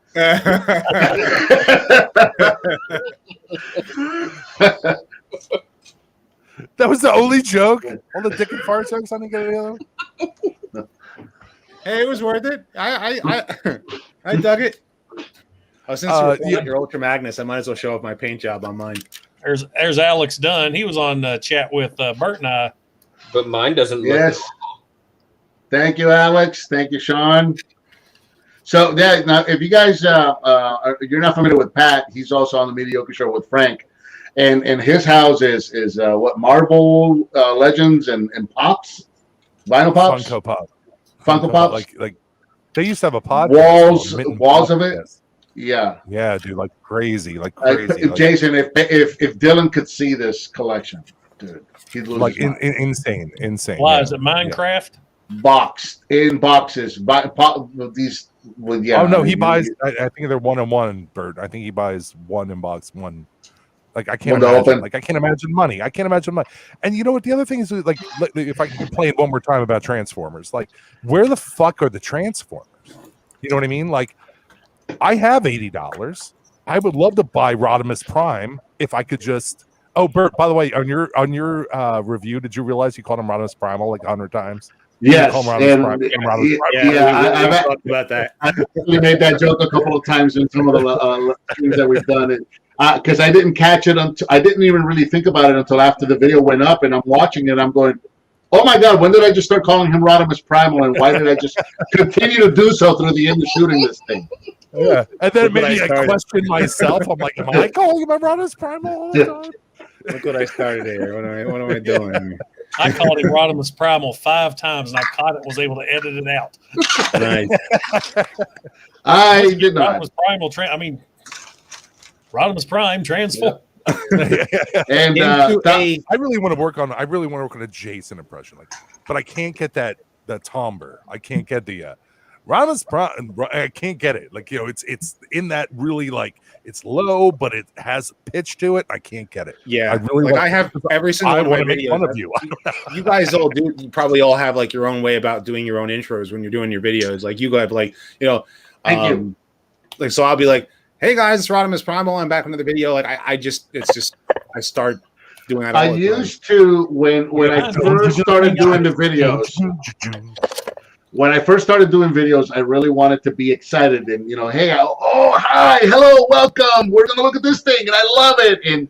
I was really excited about it. And out, bitches! I got stuff for you. And I did that for a while, and then I got to the point where I could only shoot videos on Saturday morning, so I would get up early when everybody else was sleeping. So then I had to hello and welcome to That's Just Prime, and I had to mellow it down because I didn't want to wake up half the house screaming into my camera. That's why they're low and sexy. Yeah, I'm waiting for the snarky Bert, the real Bert to come out. Like, I'm just gonna start reviewing my. Oh yeah, we're gonna look at He-Man today. Look how shiny he is. He looks just like the Tower of Power. Dig it. I just gotta say this because I don't think pardon me for 1 second. You just made a really good point. When I'm going to see the real Bert, we saw that with the fucking Devastator review. Best thing ever. I was just thinking about that today. That video just came and went. That? Rodimus, did you see? Do you know what we're talking about? He just released the Devastator video. I didn't get a chance to watch it. I've been working. This vision on my video. I did the add-on kit for the Studio Series movie Devastator. Okay. And then I did an accompaniment video that was all the bloopers. Can you share that, Bert? Can you show that right now? Is that a possibility? I don't know, actually. You guys know more about StreamYard than I do. How would I do that? Do you have a dual monitor? I do. I've watched it 100 times, Rodimus. Open that up. It's like Xanax to me. Like, I love it so much.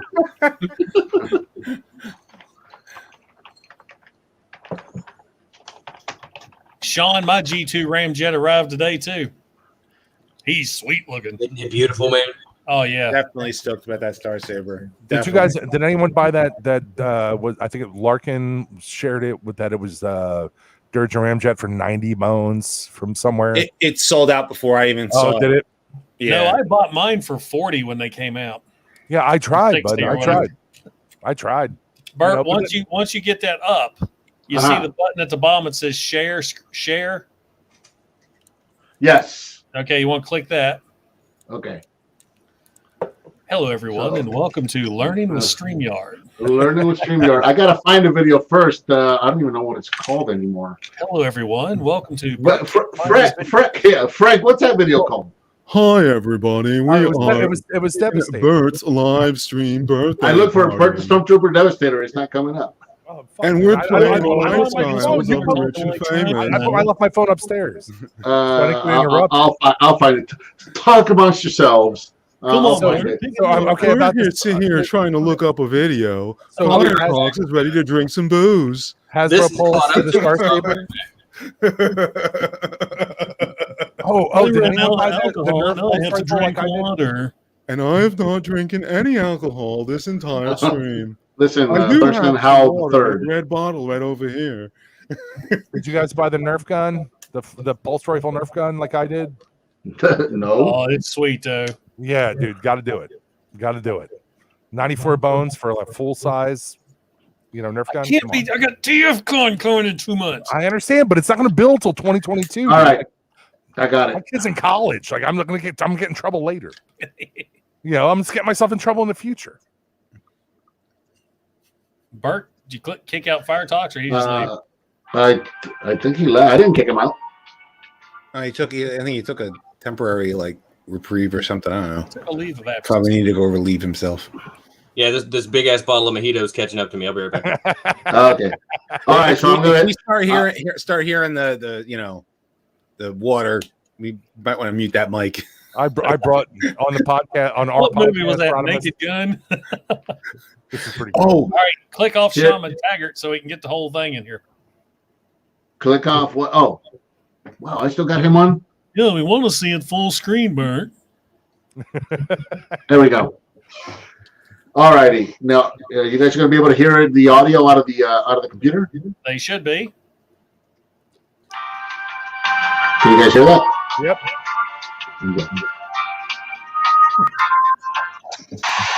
That's not that. And then I'm going to work my wheels in there.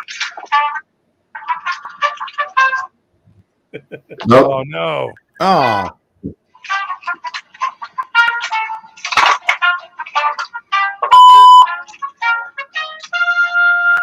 is so good.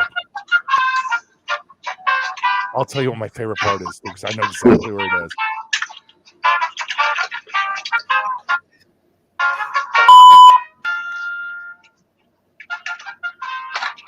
I know I didn't want to repeat this fucking thing. God, what of course, this works all week long.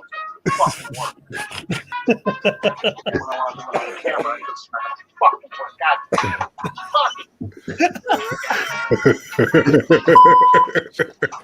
Fuck. Fuck you, Dustin. Motherfucker. There's one part where he's pushing it and it fucking just crumbles. Right here, I think. God.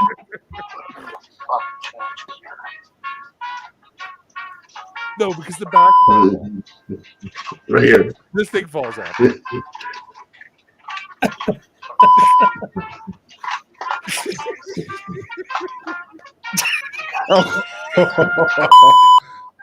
Fucking serious right now?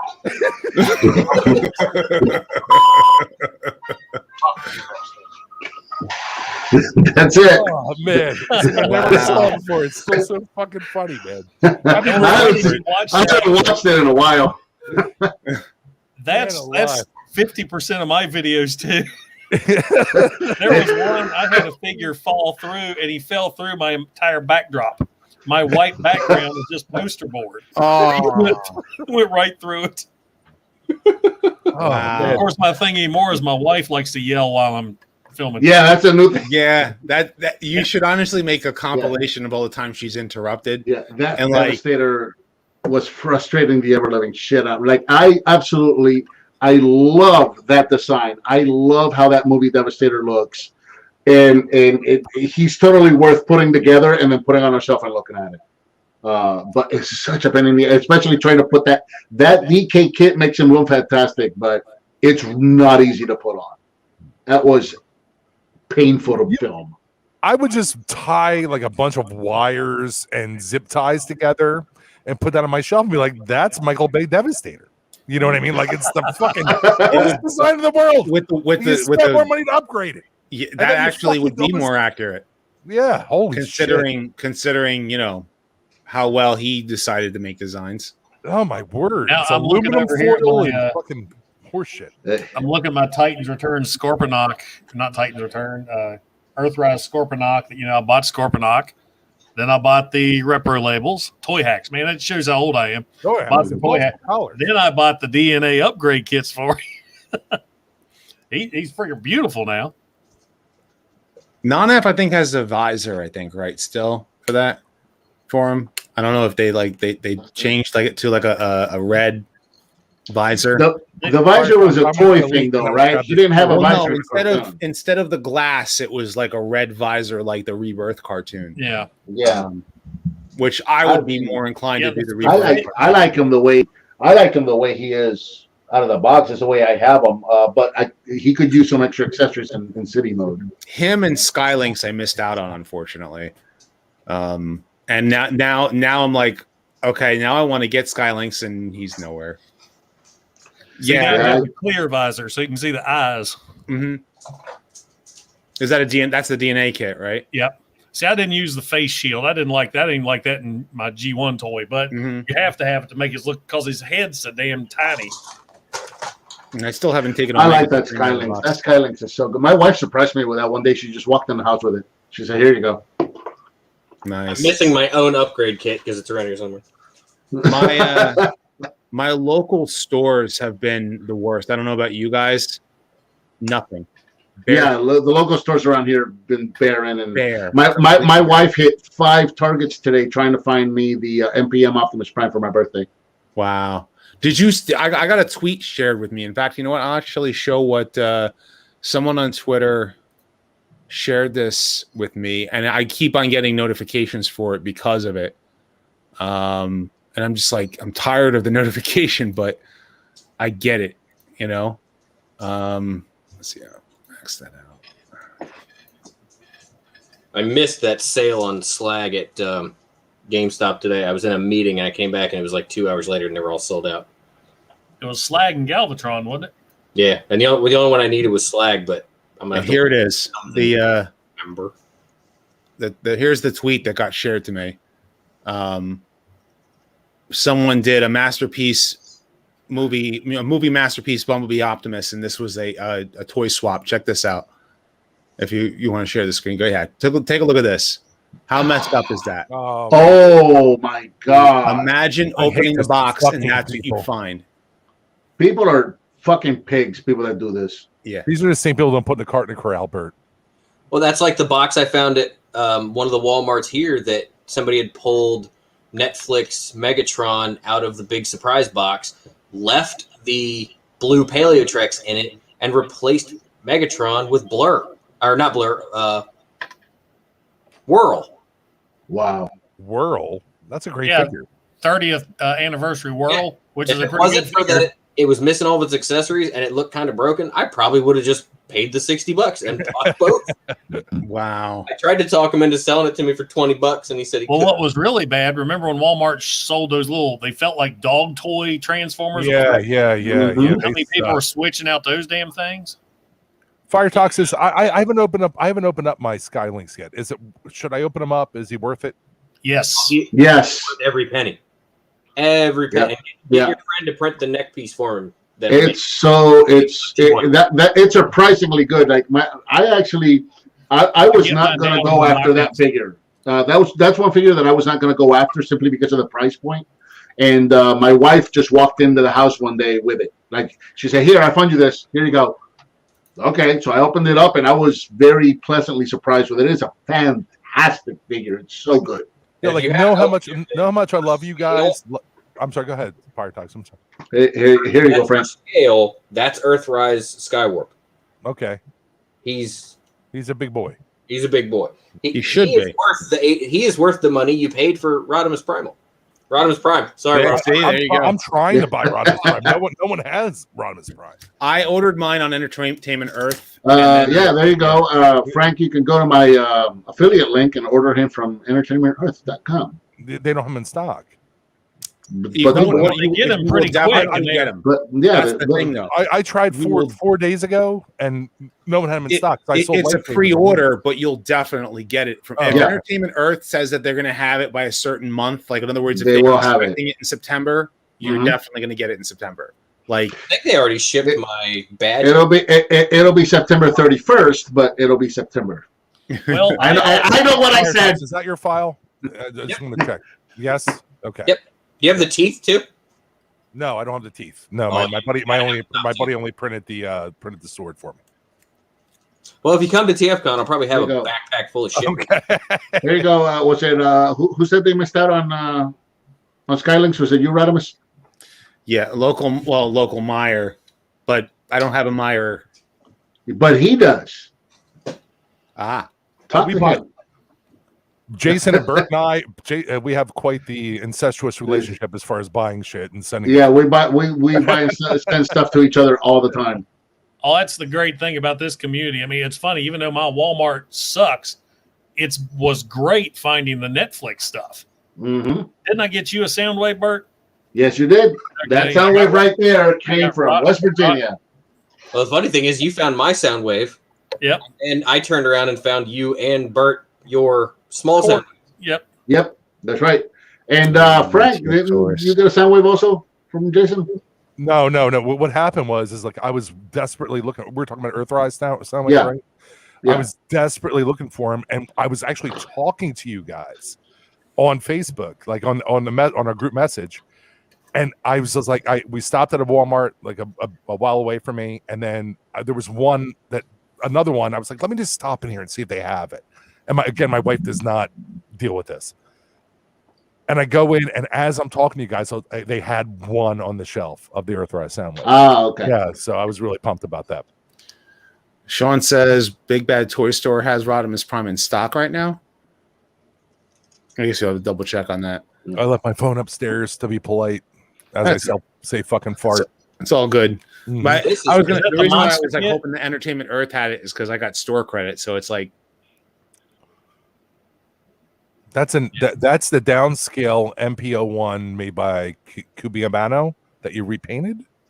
No, that's Earth. That's the Dead Prime with the monster Toy Hacks labels. Oh, okay. I love that set. Yeah, that's why I have. That is so sharp. I thought that was the Cubiamano downscale MPO1. I'm sorry, MP10.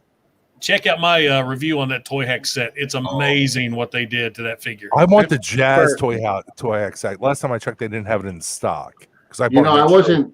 I didn't have any interest in that black repaint of Earthrise Optimus Prime until I saw Larkin customize it with the G2 Optimus Prime decals and the non-F kit, and then I was kicking myself in the ass for not picking it up. I have the Nemesis Prime with that has the black trailer. Some people can probably put the do the trailer for that, but for G2, I liked it for this guy. It's funny how we all like something different. Yeah. Speaking of which, Bert, I don't hate Revelation He-Man. We're gonna get on this again. Only because you brought that figure out and you're like, oh, it's the one he loves. Because I said it was your favorite. You love him. No, because what it is because I don't hate Revelation the same way that a lot of other people do, but I have an understanding about why they feel the way they do. Hey, Bert, do you have that Rocky thing that I sent you on Facebook? Can you bring that up and share it? Remember that Rocky thing I sent to you and Jason? Just saw GameStop as RP. Okay. I almost didn't watch any more of Revelations after the first episode. I loved it. I thought it was great. Then I gave it a chance. I waited a day and then I watched the rest of it, and it's not that bad.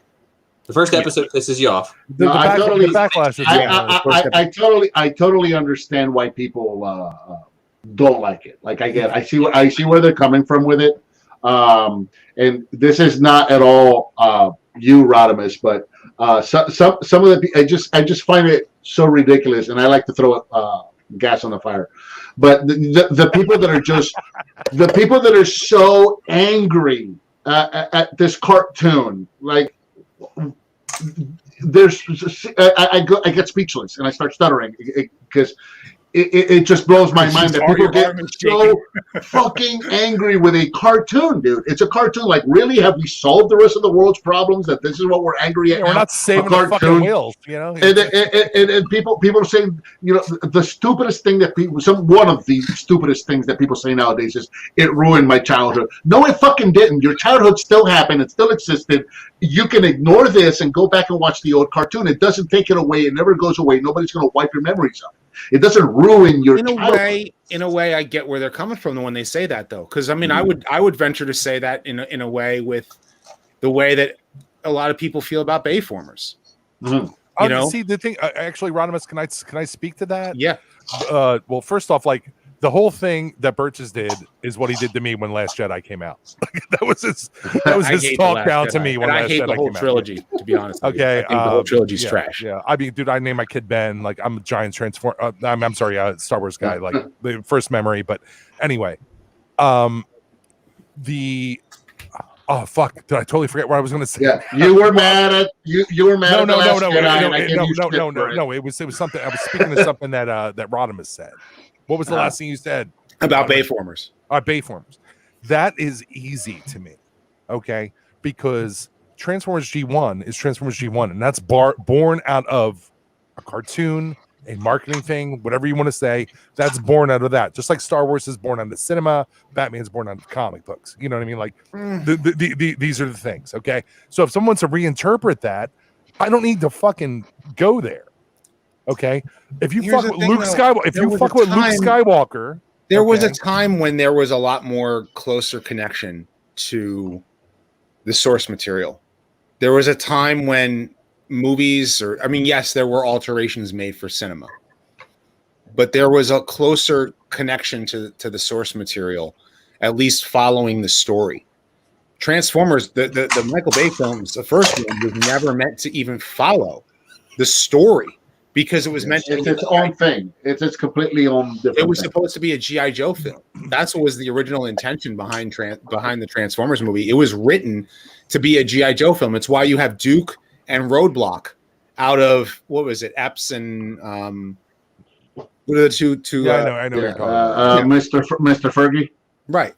Those two were supposed to be Duke and Roadblock, but they changed it to be Transformers.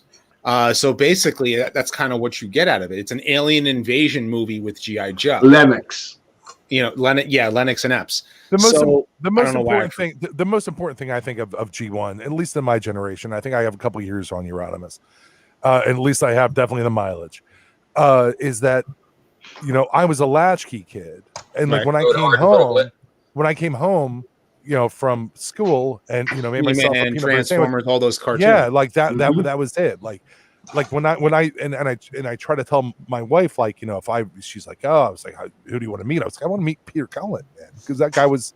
My dad worked night work. My mom worked during the day. Like, I didn't spend any time with my parents. I was like, this guy was, this guy was it. Let me interrupt you for a second. Viewer of Oticon, I didn't know it was your birthday, man. Happy birthday to you. Oh, happy birthday. Yes, happy birthday. But go ahead, Jack. We were talking about how it was you wanted to meet Optimus Prime. And I get it.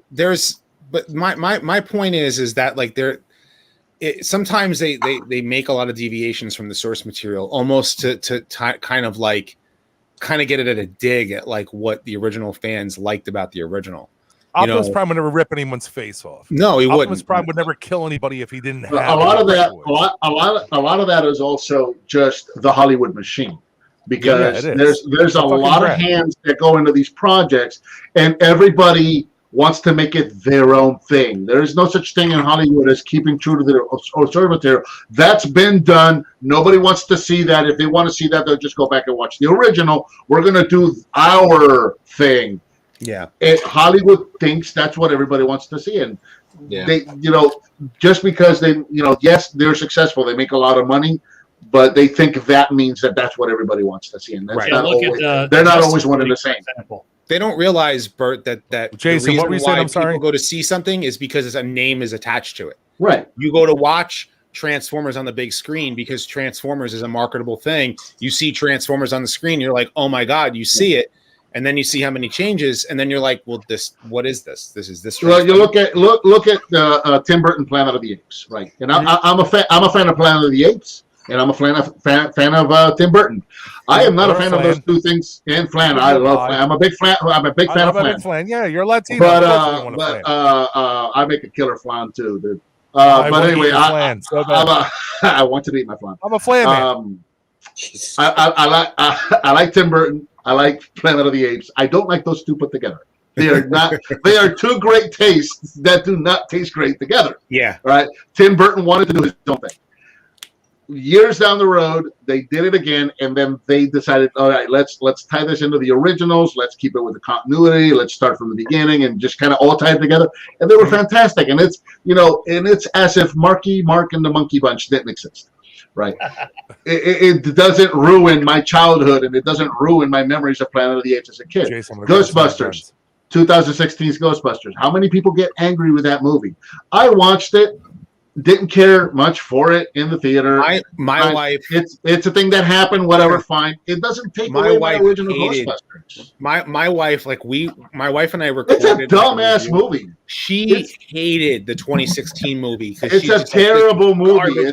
It's terrible. It's garbage. It's stupid. It's badly written. I mean, everything is wrong with that movie. I've never seen a woman ever. But I'm not gonna be mad at it. My wife got mad at 2016 Ghostbusters. Mad, and if you know my wife, you know she doesn't get mad. She got mad at 2016 Ghostbusters. It takes a lot to get my wife upset about a movie. And that was one of those movies that you made a comment earlier about, there's a name that puts asses in seats. And that is a perfect example of using a name that put asses in seats. Yep. It wasn't Ghostbusters. It was... using the name Ghostbusters. Yeah. It's what's his name doing Bridesmaid with Ghostbusters, Oh, and the PG-13 RoboCop remake. What a dumpster. Yeah. Oh, that was terrible. I didn't mind it. It was. Yeah, I didn't mind it that bad. I actually quite enjoyed that one. When a RoboCop movie came out, nobody batted an eye because everyone was just like, "It's trash. Don't want to watch it. It is what it is." Right, and that's what I'm saying. Is like why some of these other ones. like you don't have legions of people mad at RoboCop reboot. You don't have legions of people mad at Marky Mark and the Monkey Bunch. Right. But then you get legions of people mad at Ghostbusters and He-Man, and it doesn't make sense. It's like, why can't you just ignore it like you ignored those other two? You can ignore this one There's too. a level of fan outrage that I completely understand. Look at this guy. That's where I was getting at earlier too. Look at Justice League. That was a prime example. Yeah. Did you see the Snyder cut? Yes. Amazing. A complete. Don't mention the Snyder cut with Frank's in the room. I owe him a podcast. Okay. Okay. He invited me on one too, or told me he would. So, but like, you know, like Star Wars in particular, I felt that was completely gone out of its way to ruin the original Star Wars for a lot of people.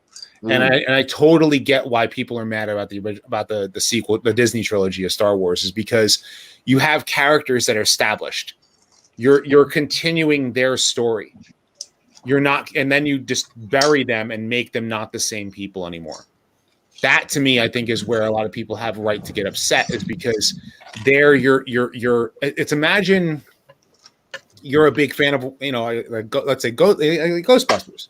You do a sequel to Ghostbusters, and imagine, you know, you tell a story where, like, I don't know, you know, Peter Venkman went off on like this, like, you know, missionary crusade. That's not his character. He would never go off and do he's that. definitely doggy style. He would be a doggy style crusade. He wouldn't go. He would not go there. This is where, like, I do these retrospectives on these Transformers characters. I go into their psyche. I know those characters. So when I think about how they would progress if you did a story in another story, you guys, I'm gonna go grab another margarita. I'll be right back. You know what I'm saying? Like, does that make sense? Why I think there is a level of fan rage that makes sense, but there is a level where people can go, calm down, everybody. Calm down. Relax. Get a drink. And these two are going off and getting drinks because... Man, I will have to split soon. Like I said, I haven't even seen my kid tonight. He's downstairs watching, I don't know, he's either watching Nickelodeon or playing Minecraft. Before you go, this is an original Graflex 3 self-flash channel. Ooh. Okay, it took me 100 years to find one. Okay, that converted to the ESB. Okay, and I have a couple more that are converted, and that are repros. But this is an original one. This is a real one. I have like repro ones, and I see your MPP of Vader Saber, and I'll raise you. You mean Darth Maul Saber right here? Okay. The original all metal Darth Vader Saber. But I love and appreciate you, Fire Talks. I have two of them. And I got this for free. Master replicas, right? Yeah, one of the original ones. Yeah, it works. It's got batteries in it. Yeah, I had this. Well, keep the batteries out because they rust like shit. Like I gave a bunch of mine away because they rust like shit. I sold the Luke Skywalker one because I didn't really care. Sorry, but I had this. I'm sorry. Go ahead. I'm sorry. When this got thrown over Luke's shoulder. Well, and it had the calculator bubbles on it, probably, or didn't. No, it was Empire. It was Empire, because it fell down, and he threw it over his shoulder. I'm like, you're a fucking piece of shit. You're a goddamn. Are you out of your fucking mind? I love this silhouette, like this shape, haunts my dreams. And he threw it over his shoulder. Yeah, I'm with you, Ron. I hated that movie. Holy fuck. Yeah, it was just absolutely awful. Which movie? Last Jedi. The sequel trilogy. Despise them. I thought that the first one was okay, and when you know, seeing Han Solo and Chewie and the Falcon, I jerked off all over the place. And then the second one, I was what did I just walk into? And then the second one, I was like, I remember when he did like the Verizon joke, like, "Can you hear me now?" That joke. I'm like, I was like, and I looked at my son and I said, "If this better start getting fucking good, man." and we rolled out, and I was so depressed I didn't watch Star Wars for 2 years. It's my favorite thing. It's my first memory. I named my son after it. You know what I mean? That like wall behind me used to be half Star Wars, half Transformers, and it slowly disappeared. To me, you know, the more that I thought about it, the last. Is that what we're doing now? made The Force Awakens bad for me. I forgave a lot of the bad stuff that I didn't like in The Force Awakens because I wanted to see where the story went. Yep. And then The Last Jedi came out and literally ruined Star Wars in so many ways because you can't weaponize hyperspace. Like you can't you can't do that. 9/11 and you turn Luke into it.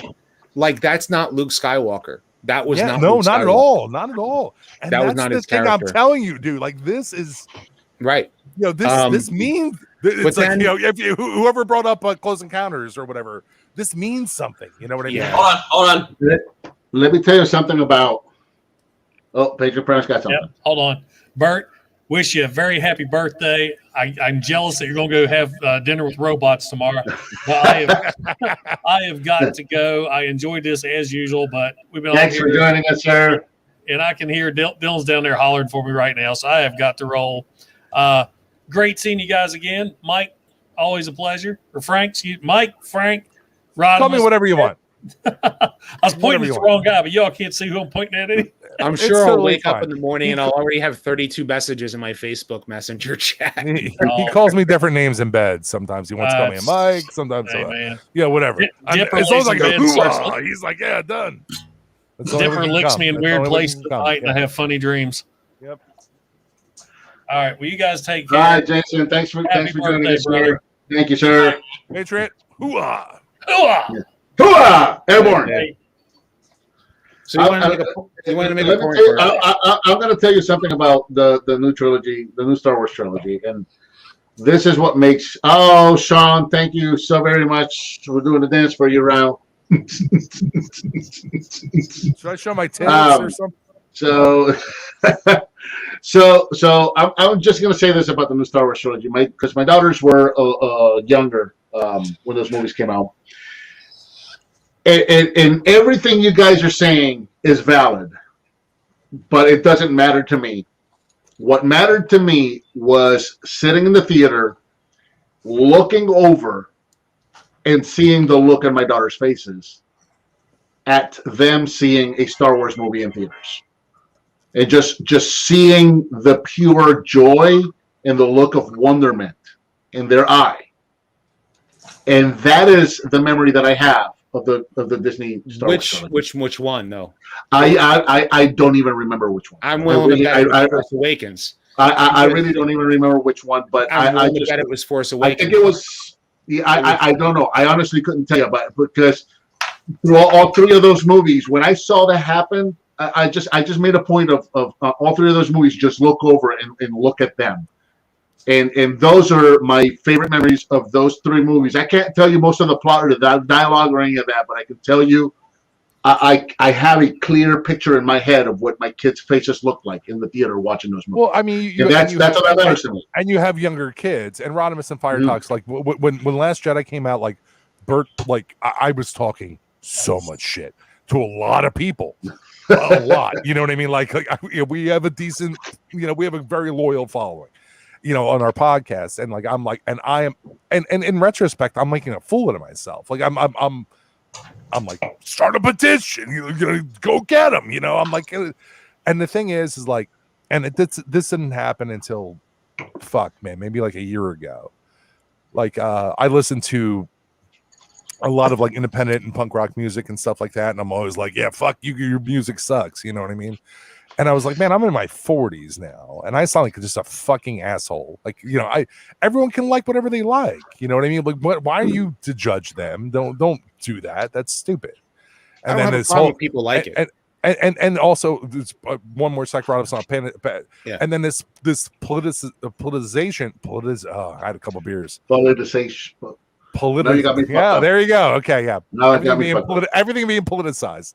Nowadays, I'm like, man, I know a lot of people that are on each side of the fence, and I know that all of them are good people. And they just have different opinions. I'm like, you know what, man? I was like, I'm pulling. Thank you, Jonathan Prime. I'm pulling the chute. I'm pulling out of this, and I don't want to make anyone feel bad about having their opinions. If they're not informed, if they want my advice, if they have an idea, if they want to talk to me about something, I'm a father. I run a very large department in my company. Yeah, I'm here. But I'm not going to pass this judgment anymore. So if you're out there and I made you feel like a dickhead about liking Last Jedi, my bad. I never went off and insulted people. Like I know that there are a lot of people who went out there and did. Yeah, like, I called it bullshit Star Wars for idiots. To me, the way I looked at it was like, to me, it was more so that Disney, now under the ownership of Lucasfilm, went out of their way to insult the Star Wars fan. Period. Even if you like, do you think that it was just like let's fucking dip our finger they didn't in know and see what the temperature they is didn't know what to do with it because they didn't know what to do with it. And like Bert said earlier, JJ wanted to do his own spin on Star Wars. Mm-hmm. Rian Johnson wanted to do his own spin on Star Wars, not realizing that if you're going to do a trilogy of films, that you need to tell a beginning, middle, and end on a story. You want to end that first movie on there was a cliffhanger here, or where does that cliffhanger go? Opening sequence of that movie, the cliffhanger is thrown over the cliff. So where did the disconnect come from? If this company made the Marvel universe, whoever was the second movie wanted to do their own thing and not follow what was done in the first movie. Like, I don't want to follow that story. I got my own idea. I'm going to throw that out the window. I'm just going to do my own thing. To pervert the expiations. Yeah. Yep. So going out of your way to and then on top of it, when fans are like, well, this doesn't make sense. This doesn't connect the way that it's supposed to with the way that the original trilogy ended. And they're like, you're just a toxic fan. You're just to this. And it's like, well, that's the same thing Sony did with Ghostbusters. Anybody that didn't like Ghostbusters, they just attacked them. Yeah. What bothered you? And I know that I unplugged about this. What bothered you, Bert, more about I didn't even, how much I love Ghostbusters, Bert. You know, I have a uniform, Rodimus and Fire Talks. I have a proton pack. I have traps. It's my big thing right now. But I don't understand what killed you guys about it. It obviously was not even in the same. I mean, the first Ghostbusters. The biggest issue, the 2016 Ghostbusters. The biggest issue with it, for me anyway. And again, I'm not mad at it, and I'm not mad at anybody that likes that movie. Whatever you like, it's just not for me. But they made it very clear. So Amy Pascal was running Sony at the time, and she was very adamant about not letting. Just not continuing on with Ghostbusters. Reitman and Ramis were really pushing for a third Ghostbuster, and her and Reitman famously just did not get along, and she just kept pushing him. And when Ramis died, she used that as an opportunity to push Reitman completely out, and then take that project and hand it to the person that she wanted to hand it to from the first place. And it's what's his name from the guy that made Bridesmaids, that puts Melissa McCarthy and everything. I can think of his name. Whatever his name is. Yeah. So I know who you're talking about. Paul Feig. Yeah, because Paul Feig was making money for Sony back then with Bridesmaids. He made some funny fucking movies, man. Well, and here's the thing: is look at what Paul Feig was doing. Paul Feig was literally doing national anthems. Right, he'd take a popular concept for a successful movie and then do his own version of it or do his girl version of it, and it was working. But he always gave it its own. It was always its own thing, right? So when it wasn't. So Bridesmaids was what it was. Female. What's the movie with the guys that in Vegas that with the tiger? Hangover. The Hangover. That's what Bridesmaids with female hangover. Right. So all of Paul Feig's movies are a female version of a popular movie. Yeah, they're a female version of a popular movie, but it's their own thing. Ghostbusters probably would have worked better if it would have been its own thing. Which from the beginning. Do you think they underestimated the IP at that point? Well, no. They used the IP solely to put asses in seats. Because from the beginning, they were very clear, this is not going to be a sequel. This is not a reboot. This has nothing to do with the originals. This is going to be its own thing, unrelated to the original movies. And then every chance they could during that movie, they reminded us how, look at all the things we're taking from the original movies, but it's still not your movie. Yeah. They use the same logo. They use the same name. They use the name just to put asses in seats. They use the logo. They look at the Ecto. It's not your Ecto, but it's the Ecto. But it's not your Ecto, but it's the Ecto. You see what I'm saying? Like every the same tropes, man. They brought in the somewhat ditzy secretary. Mhm. So much of that movie felt forced. Janine Melnitz from my staff. Yes. That's a good call. Happy birthday! I love you. We got one. But it's one of those things. It's like every chance they could. There's like, no, this is not related to your movie. And look how much it's not your movie while we're reminding you about your movie. You know, instead, if you're gonna make it its own thing, then make it its own thing. Rodimus and Fire Talks. On top of that, it's just poorly written and the jokes were bad. Yeah, it was just really, really fun. I mean, we got to watch what's his name do throw the bird around for 3 straight minutes. Just 3 straight minutes of him flipping off the camera. Like, dude, it's just move on. It's not working. Yeah. Rodimus and Fire Talks. When was the last time you watched the original Ghostbusters? Right before seeing the 2016 movie. All right, so 5 years? It's been 5 years, yeah. Okay, Fire Talks? It's been a few years, but only because I realized pretty quickly that like things are a lot different from when we were kids, and I can't show my kids that movie. I also, here's the other thing about Ghostbusters. I'm a New Yorker, so to me, like I like that is the city for me. The 80s, the city's a character.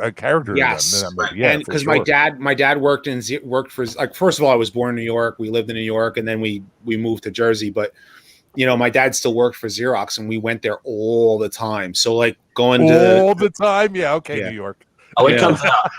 So like it was just a way, like it is what it is. Like it just you went to the subway, you get a cup of coffee and a hot dog, a dirty water dog on the street corner, you get like it's just all the different things in the city that like they talk about when they're like, oh, we're they would talk about the kind of dinner they want to get, and they're like, like, oh, Thai, oh, that's too hot, I mean, like that, because in New York you can go. Yeah. You can go 2 blocks and get like whatever food you want. Chinese, Japanese, pizza. Chicago. It's not like that. It's not like that. In the 90s, Chicago was its own character in any movie that took place in New York. There was very specific things about any movie that took place in New York. Mm-hmm. Yeah. The new Ghostbusters movie, on the other hand, with alley of any shithole city that you could have thrown it into. With Dan Aykroyd being from Chicago, that was such a beautiful moment in that movie when they're talking about the pizza. And he goes Chicago, because Dan Aykroyd being from Chicago, that really hit home. Dan Aykroyd was from Canada. Yeah, but he was in. He was from the second city. He was the second city. Chicago pizza is what you call casserole. That's not really pizza. My kidneys are floating. I want to run and take a piss real quick. But what I'm trying to tell you two guys, like Bert has me watch. Not that he told me to, or he's fucking holding me hostage. But I watch that movie probably once a month now because it is perfect. Such lightning in a bottle. Writing is perfect. The timing is perfect. The acting is perfect. Yeah, my daughter was just in New York for the last 2 days, right? And so she sends me a picture. I'm sitting here with my buddy Vinny, who may or may not still be in the chat. He's also a New Yorker, and we're sitting here, and she sends me a picture, and she's in Central Park. And she's going by Tavern on the Green. And I'm like, oh, shit. Go down the road. Go to Central Park West 66. You're looking at Dana's building. Walk to the left. That's the church that the Stay Puft stepped on. Now, turn 90 degrees. Looks up. You're looking at Columbus Circle. That's where Stay Puft was coming from. Also, Raphael. That's where he the muggers.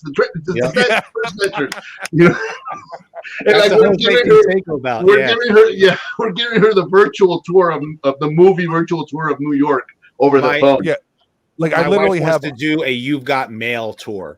So like we want to go to all the places that You've Got Mail. I love that movie. She loves that movie. I love that movie. Yeah. So she's like, I want to find out where this park is. And we want to like do like a road trip. But I said, as long as we do the Ghostbusters tour while we're at it too. Rodimus, let me give you a punchline that I use all the time. Okay. Like if someone's like, that movie that like the guy's killing the people with a gun, and I'm like, You've Got Mail. They're like, yeah, it works every time. Just say whatever what that movie is. Just say You've Got Mail, It rules every time. It crushes. It's my wife's favorite movie. That was like a gift. I actually had to get her on Blu-ray as soon as it came out on Blu-ray. Like I had to buy it for her, make sure she got it. It's funny. My wife's favorite movie and one of mine is Joe versus the Volcano, which is also Tom Hanks and Meg Ryan. Wow. Yeah. My wife and my oldest just went to New York for the first time this week, but my wife's never been. My other two kids have never been, and if I ever get a chance to take them, I'm going to bore them to tears because the things that you go see in New York, I've already done those. Mm-hmm. I can spend an entire day on Central Park West and Columbus Circle just picking out movie spots. Mm-hmm. That's the hotel from Home Alone 2, and over here, Muppets in Manhattan. That's Chandler's building from Friends. I had a double park right by Columbus Circle, like a couple years ago because I had to deliver something. And it was to a hotel, and it was right by Columbus Circle, right in midday, and I was like trying to park in it. I could spend a whole day right there in Columbus Circle and Central Park West, just picking out movie spots, and they're like, "Yeah, we don't want to do that. We want to go see the real New York." First and foremost, any New Yorker knows you don't go there with a car. You don't drive in the city. You know, a lot of people do not drive in the city. That's why I've never been to New York. I can't be somewhere without my car. You don't need it. You don't need it in New York. You don't need it. You got subways. You got. You take subways or you walk. There are buses to get places. Like if you're Midtown and you want to get downtown, you just take a bus or you take a subway. And it's very easy. There. Look at him. Like a grid. And this Build-A-Bear Smeagol. Oh, Lord of the Rings Build-A-Bears! I heard about these. It's important. Yes. I want to do the Hobbit bear That's or pretty Gandalf. Cool. It's important. This is the one that just got back from this kid walked in here at 9 o'clock this morning, looking like a hobo. I was like Spider-Man. That hadn't slept in a week. Dude, I texted her this morning. Hey, how are you guys doing? Make sure you send me your flight info. Let me know what time you're flying out. Give me your airline. Give me your flight info. I texted her this, and then about 30 minutes later, I hear the door. Hello, and she comes waddling in. I'm like, what the fuck? Look at what he's got. I have to tell this story because you said hobo. So my kids are like a range of age. So they're like 15 and 13 and then 4. So the 4-year-old, one time like a year and a half ago, I jokingly took a Walmart bag and I cut the bottom off because she wanted to wear this bag. And I put it on. I said, "See, now you're a hobo." Randomly, I will now come home and the 4-year-old will have cut the bottom out of a trash bag, put it on, and I'll come in the house. She'll be like, "Look, Daddy, I'm a hobo." Dude, I don't know. I don't know what happened. I don't want to know what happened, but I will describe the scene to you. But Frank, you just missed this part. So this morning, I get up here, I sign in to work and all of that, and I send her a text. Hey, make sure. Hey, did you guys sleep okay? Are you guys still doing all right? Make sure you let me know when your flight times are, your airline, your flight number, all that stuff. Make sure that we're informed in case something happens. We need to know your info. I send her that text. About 30 minutes later, I hear the door open and close. Hello? What the hell? She's already home. She's already flown in.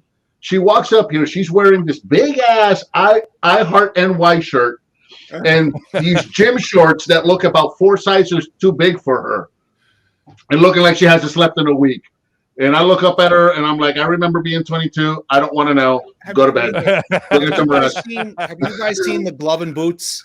New York tourist trips. New York tourist. Guys, I'm going to take a piss real quick. I'm sorry. My kidneys are. It is hilarious. He's what it's like New York tourism video. It's like, here, hold on, let me see if I can find it. New York tourist. I'm not gonna be able to keep up with you, Bert. I'm gonna have to stop. Huh? I'm gonna have to stop soon. I'm not gonna be able to keep up with you, bro. Margaritas, man. These damn mojitos, man. And there's only like that much left. I've never had a mojito. I'm not a big fan of Johnny mint. T. Johnny T. Friday. New York City. Buy Here. TGI Fridays and go get a mojito. I'm gonna have to try one. Let me What see is if it, I can Rodman? actually bring it up.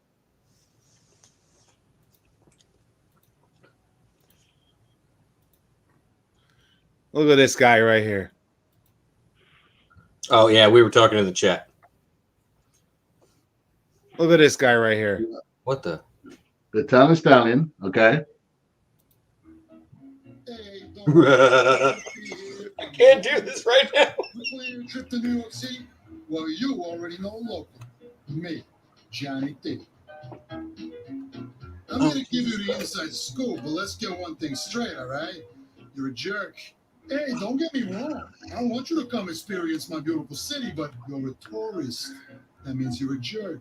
Hey, buddy, don't take it personal, all right? When I go on vacation where you live, I become the jerk. Hey, look at me. I am in South Dakota. I'm going to ask directions and take your picture and not go to work when you're trying to go to work. You see that? Jerk. Multiply that by 10. Welcome to New York City. Get your bags. Go wait for a cab. Oh, who is this shady character? Some Mama Luke. You want Some Mama Luke. Van? Would you do this in your hometown? No. No. Don't do it here. Wait for your cab, dummy. Okay, we gotta move fast. Mhm. You gotta walk as fast as you possibly can. Yep. As fast as you possibly can. You want to watch a 2-hour movie, you'll be done in 90 minutes. We do things around here. Two speeds in New York, my friend. Move fast or get out of the way. You will want to take pictures of this beautiful city I call home. That's nice.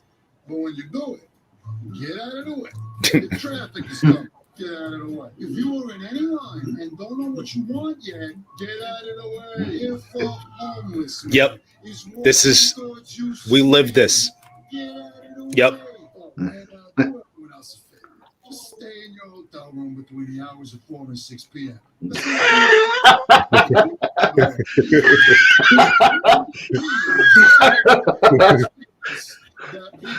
The Empire State Building, the Statue of Liberty, and Times Square. Yeah, go watch a freaking Tom Hanks movie, all right? No one done any of that crap. You want Hollywood? Go to California. But if you want New York, come to Brooklyn. Take a trip to Queens. Check out the Bronx. Take the ferry to Staten Island. Do not get off in Staten Island. That's where we put our garbage.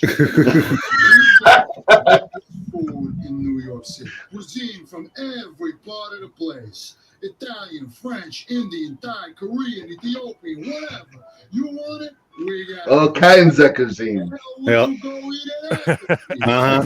You come to New York, you see the same restaurant that's in your hometown, you don't go there. What's wrong with you? All right, let me put it this way. If you're starving, get yourself a dirty water dog. Mhm. They cook them in toilet water, but if you step up from the Olive Garden, authentic Italian, mate. Yeah. Remember before when I said you was a jerk?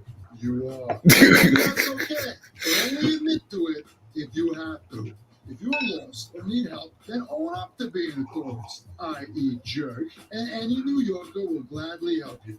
But again, do not do this between the hours of 4 and 6. Please, Yep. New York shirt. Please do not wear it in New York. Like wearing the shirt of the band you came to Yeah. see. That's for sure, exactly the exactly, shirt my daughter was wearing when she got home this morning. You can have it. My wallet is in my left pocket. You can have it. It's amazing. You're gonna love it. You got questions? Us New Yorkers are happy to help you out. You don't got questions? Get out of the way. Get out of the way. Bonus tip: if you want using slice, try DeForest or L&B in Brooklyn. Try New Park Pizza in Queens. In the Bronx, go with Ernie's. If you're stuck in the city, you may as well go grab a pie at Lombardi's. And there is no original raise. Yeah. My daughter tells me she went and got a slice of pizza, and I'm like, oh, okay, where'd you go? I don't know, some hole in the wall, $1 slice. I said that Good girl. You did good. girl. That's where you go get a pizza. That's good pizza right there. I said the pizza's out. I said the size about that thick, that big wide, and when you bit into it, the cheese stretched out the length of your arm. And she goes, "Yeah." I said, "Good girl." That's exactly where you go get pizza. Yeah, hole in the wall. No name hole in the wall. Because you live in Florida now. She knows what real pizza tastes like. Let me tell you. You know what, Rodimus, like you're 100% right. Like I went to Toy Fair a couple years ago. Like we got press passes and went up there, and I was up there with one of our co-hosts, Pat, and he's not a big drinker or anything like that. Neither am I. But we just went to a pizza parlor from the what's the big convention center there? Javits Center. Like up and around the corner, just a little pizza parlor, and we went in. They had a bar, and the pizza was is it Charlie's or is it Rocky's? I think it's Rocky's. That's exactly what it was. Yeah, Rocky's. Yeah. It was fantastic. Beers were cold. cold. God, yeah. That pizza was phenomenal. Yeah, by the Javits Center, Rocky's. Yeah. That pizza was phenomenal. And the pizza down here is a not little bad. more expensive than the dollar place that your daughter. Yeah. But we went to sit down and get off our feet for a little bit. Yeah. Because we ordered because I'll get like a Sicilian slice or something like that, or a meatball, either meatball or sausage or something like that. But I always judge a place by their plain slice. If you're for sure, 100%. It's like going to Idaho and eating carrots. If you don't, sucks. Then because I'll get like whatever, like if I go to like some random pizza place, I'll get whatever I want on the pizza, and then I'll get one plain slice to know. Okay, now I can judge. A barometer, right? It's a barometer, yeah. Yep. You have to. It's the same thing like here, like I live in Philadelphia, or the Philadelphia area, so like it's the cheesesteaks are very similar, or hoagies. You know what I mean? Like, speaking of which, if you live in Philly, then you probably are you a shoebie? Do you come to the beach in Jersey? No, I go to North Carolina. Okay. Because there's everybody clamors on about the cheesesteaks here, and because you can go to I've been there 100 times. I've been because you can go to Seaside Heights and go to Steaks Unlimited. Oh yeah, dude. Rodimus, we're close enough. At some point, you come over here and I'll fucking blow your mind. I owned a catering company at one point. I won a bunch of cooking competitions. I'll blow your mind.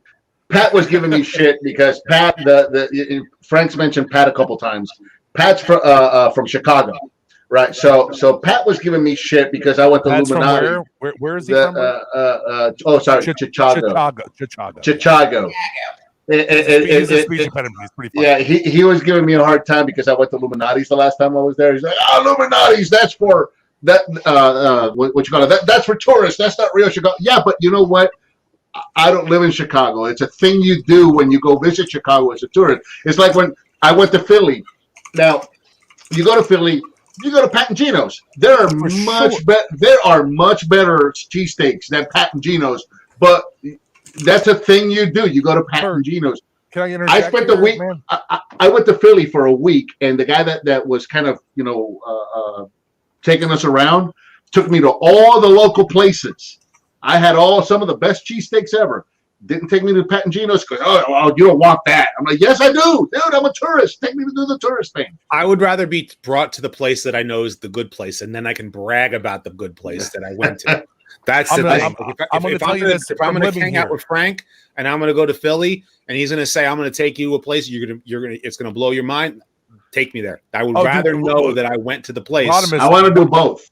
What I'm saying is we can totally go there. We can totally go there. Fire Talks, we can totally go there. Bert, we can totally go there. Pat's is better than Gino's by a mile. And I did. I can tell you this, but I did not do, Rodimus, I make the best cheesesteak in the world. Like for my taste and for my family, it's like I make the best cheesesteak in the world. I'm not going to be a dick about it. I know what I'm doing. I got it. But this was only like 5 years ago. My old drummer, he's still my drummer, I guess. But like one of my best friends, like my brother, that we've been best friends for like 25 years. He's like, dude, I got Slayer tickets. I was like, you have Slayer tickets? He's like, yeah, do you want to go see Slayer? I was like, yeah, fucking I want to go see Slayer. So we went down there and we drank a bunch of beers and we had the dude who was straight edge that was driving. And I was like, dude, man, you're driving. I'll buy you cheesesteaks. Let's go, whatever you want. So we go to Pat's and Gino's and we got Pat's and Gino's. and I'm fat now. 5 or 6 years ago, I wasn't that fat. I ate Pat's. I did the Pepsi challenge. I ate both of them in one sitting, and Pat's is better than Geno's. So like what we could do is like halvesies it. You know what I mean? Like that's what I want to do. I want to do try this. This. Yeah, like Pat's. That's exactly what I want to do. Then we would have to go to Jim's. Then we would have to go to Ishkabibbles. You know, because it's not to like down talk. You know, because I really appreciate the guy that took me around and to see the sights and to go to eat at the places that he took me. And man, I'm telling you, he took me to eat some really, really good food. But it's one of those things that you do as, you know, I'm a tourist. I want to do the touristy thing too. Right. And getting a real hoagie. I went and ran up and down the stairs of the museum like a fucking idiot. While I made him take pictures. I'm like a jerk. You know, 6 p.m. And I made him take pictures of me running up and down those stupid ass stairs. You know, Fat Bert running up and pretending like I'm Rocky. Because I'm a tourist. That's what tourists do. Well, the other thing that you have down here is, boys, is that you have like people call everything hoagies down here, right? Like it's this is a hoagie, this is a hoagie, this is a hoagie.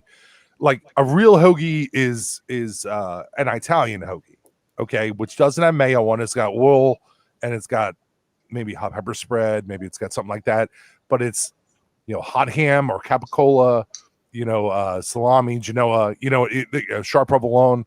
Like the real Philadelphia hoagie, in my opinion, at least, is the Italian hoagie, and that's the only one that really matters. Like that's when I would shove you full of, and also the roast pork Italians, broccoli rabe and sharp provolone. Like that's another signature Philly sandwich that doesn't get a lot of traction.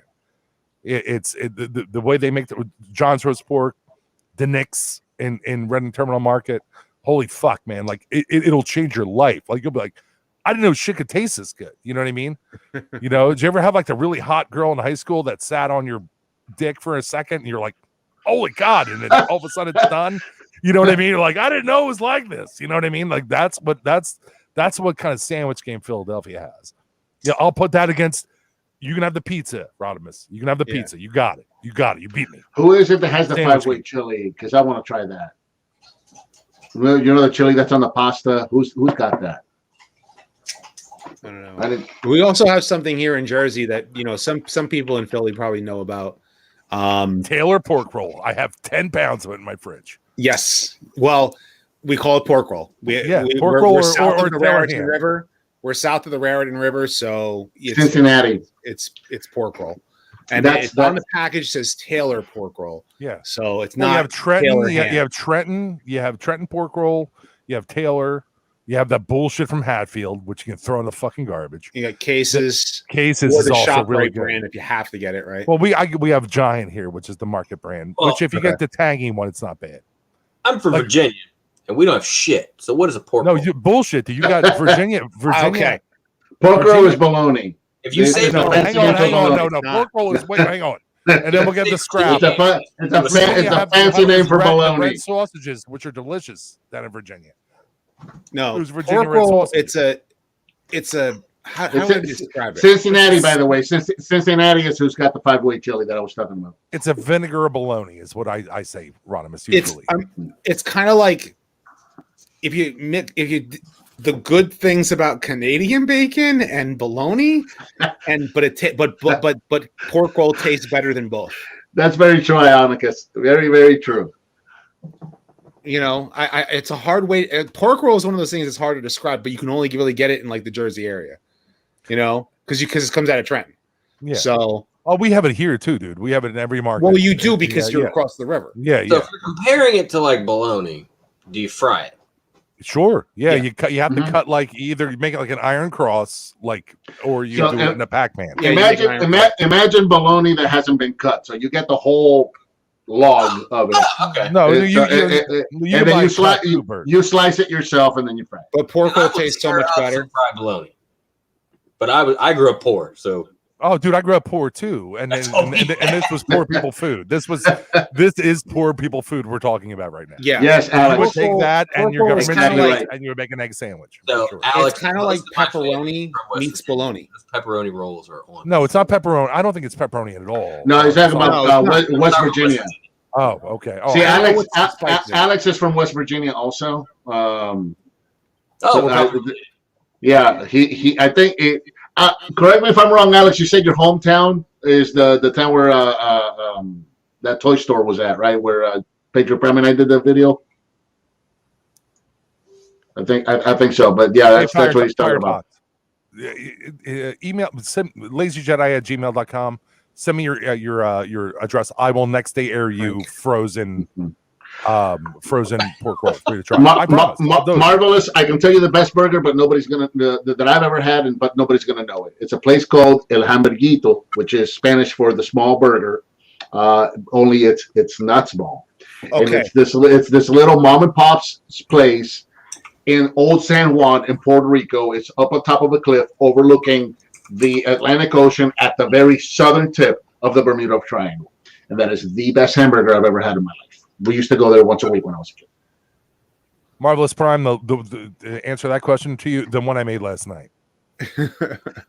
My wife and I also make some pretty badass burgers. Jay Lee says he's on a tour group to New York, and oddly surprised he never took us to Coney Island. Well, you weren't going to Brooklyn. If you were in the city, it's a different borough.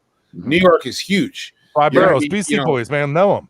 You know, you're going to be going if you're going to go to Coney Island, you go to Brooklyn. My cousin lives in Brooklyn, right by Coney Island. If you're in Manhattan, then you're not going to see. Yeah, if you're in Manhattan, Manhattan's imagine it's 5 cities is one city is like because it's 5 boroughs. You know, like New York is huge. Rodimus. Yeah, Rodimus. Let's talk about Scrapple. What's your Scrapple game look like? Scrapple? I love. Do you know what Scrapple is? We do have that. Damn it! Oh, do you really? I don't understand that question, but yeah, based on what I just said, no, I mean Marvelous here. Based on what I just said, I don't understand Marvelous. It's Marvelous. Scrapple is like sausage with breading in it. Exactly. Okay. Fire Talks, we're going to be best friends. And also, listeners or viewers, I look like I do drugs. Believe it or not, I don't do drugs. I'm the alcohol, but like other than that, I don't do drugs. Low carb diet for so long that like breading stuff, I would be like, no. Rodimus, look at me, honey, sweetheart. Yeah. Look up Scrapple, and if you're interested, I will freeze it and ship it to you. That's what I thought, Alex. What did it say, Bert? Was it derogatory? He grew up in Princeton. Princeton. I was trying to think of the name of the town. 80s Toys of Princeton, West Virginia, is where Breakthrough Prime and I met up in person. Oh yeah, where you knocked the set over. Yeah, where Patriot Prime knocked the set down. So Patriot Prime. Alex Dillon grew up there. It's kind of like meatloaf. Is that what it is? It's kind of like a meatloaf. It's more like a sausage. It's like a breaded sausage. Like there's Fire Talks, do you want me to send you it. Scrapple, or do you have Scrapple at home? Do you need me to send you Scrapple or no? Nah, I'm good. No, Rodimus, I'll send it to you, and I'll send you. Come on, stop. I'll bring you up a loaf of TFCon. They sell it at every grocery store down here. Okay. You have to fry it until it. Yeah, you have to fry it. It's crispy. Yes, exactly. Fire Talks, we're best friends. Yeah. Hey, Fire Talks, you're stepping into my territory, man. No, you haven't had homemade meatballs, cooked in the sauce and everything. I got my meatball game okay. There's a lot of iTels. You got to understand something though. My grandmother, she came off the boat. It's they homemade meatballs. Okay. Yeah, I'll take your recipe if you want to give it. I look like I do drugs from Breaking Bad. Is that what it says? I always thought I look like a fat. It's like organ meat spam. You look great. I love spam too. I mean, again, I was a poor kid. Good. I hate spam. Oh, I like spam. Do you ever fry it hard? Yeah, Fry it hard. Good. I need to cut my knees. Okay. Do you guys have super sharp American cheese where you are? Well, he needs to be awake anyways. Fire Talks, Fire Talks, can you hear me? Can you hear me? It's funny that it's 11:30 and we're talking about food. We've been at this for 2.5 hours. I got a meatball parm upstairs with extra We've been at this for 2.5. And I got we always do this with extra long hots. Frank, we always do this. We just go on and on and on and on talking about anything. It just we won't stop just chatting. You remember? It must mean we like each other. You know what I mean? Bert, were you on when Kato cut us off? Last week? Yes. I think it was last week or a couple nights ago. Yeah. You know, he's like, yeah. Oh, see. So Talks, right? Rodimus and I have been behaving lately. But because we haven't talked Godzilla and Power Rangers. If anything Japanese comes up, Rodimus and I will go on a complete tangent and we'll talk about Godzilla and Power Rangers and Mazinga and Voltron and whatever for hours and hours and hours, while everybody else is just like, dude, the look on Patriots Prime face is hysterical because he's like just staring in confused silence, like he has no idea what's going on. Can I ask you guys then to do me a favor? Bert and Rodimus and Fire Talks. I don't know if you're into this or not, but I've asked this before. Like, I'm looking for the best Mazinger Z figure for under $50. Like, I just want him represented on my shelf. Like, model kits. The model kits. I'll show you right now. Hang on, Carmen. I know you're behind me. Hold on for a second. Are you in the building? Models? Oh, sure, 100%. Bert, come on. Okay. I had to look up what that was, and there, actually, somebody on one of my pages was showing me that they got a good deal on something the other day. They were showing me the good deal. They showed me they got a figure of that for like $8. Yeah, these are like Frank. These are made by Bandai. You see, it's an HG. Yep. It's exactly like building a Gundam. I haven't built this one yet. This is Mazinga Z. I have, however, built my Great Mazinga, and I'll show him to you right now. And this is what you're going to end up with. And these are like, just like any model kits, they're like anywhere between $30 to $50 depending on where you get them. Check that out. I love it. I love it. I love it. So this is this is the accompanying one to this one. Okay. Between 30 and 50 depending on what hobby shops they differ depending on the hobby shop. All right. How about Aphrodite with her missile tits? I haven't seen her. I haven't seen her anywhere, dude. How fucked up is that we grew up with that? I don't know how old you are, Rodimus, but I know Bert and I are the same age. Did you have to paint that, Bert, or did it come everything's all pre? You paint at your discretion. So all the parts are they're molded in their colors. Right. So you don't have to paint them if you don't want to, but you can also paint them if you want. And it's completely up to you how much level you want to go into. So I did paint some pieces on this. He does have some translucent parts, like the V here. It's translucent, so I left that alone. But I also did do a lot of, not a lot, all of the panel lining. So I got these really thin pens, and I go through, or something like that. and I just do all the panel lining on it, and then I clear coat everything before I build it. I did chrome the sword on this guy. So it's completely up to you how much you want to get into it. You can open the box and build it right out of the box and be done with it if you want. 40 bones? Completely up to you. Yeah, it depends on the shop. Yeah, 30, 40, 50 bucks. Can you at least just maybe after we're done, like just send me what the name of it is? You don't have to send me a link or anything. It's just what the name of it is. Hang on, I'll show you the name of them right now. This is Bandai Mazinga Z HG scale. That's it. Bert, I've been drinking 100 beers, and it's your birthday. I'm not going to remember what that is. maybe tomorrow, if you don't mind. I'll be like, hey, that's that Mazinger Z that you were asking about. Yeah. Like it was. It's so American, Mazinger. What? What do you mean? You're so American calling him Mazinger. How's it pronounced? Mazinga. Mazinga. Oh, well, I'm from Philadelphia. What do you want? Come on, let's get some order. I got called out for what was it? It's Mac. It's supposed to be Mac Ross, not Macross. Not Macross. It's Macross. Yeah. There's Bilbo Huggins. I love Bilbo Huggins so much. I want to take him home. Is that your customized one, Rodimus? Customized RC. Yep. So I got Rebecca's painted. And it's got Fire Tox's leg fillers in the back there. The only 4 deluxe. I'll be right back. I have to go wash my hands. Hey, turd! Happy little hedgehog, happy little doo-doo.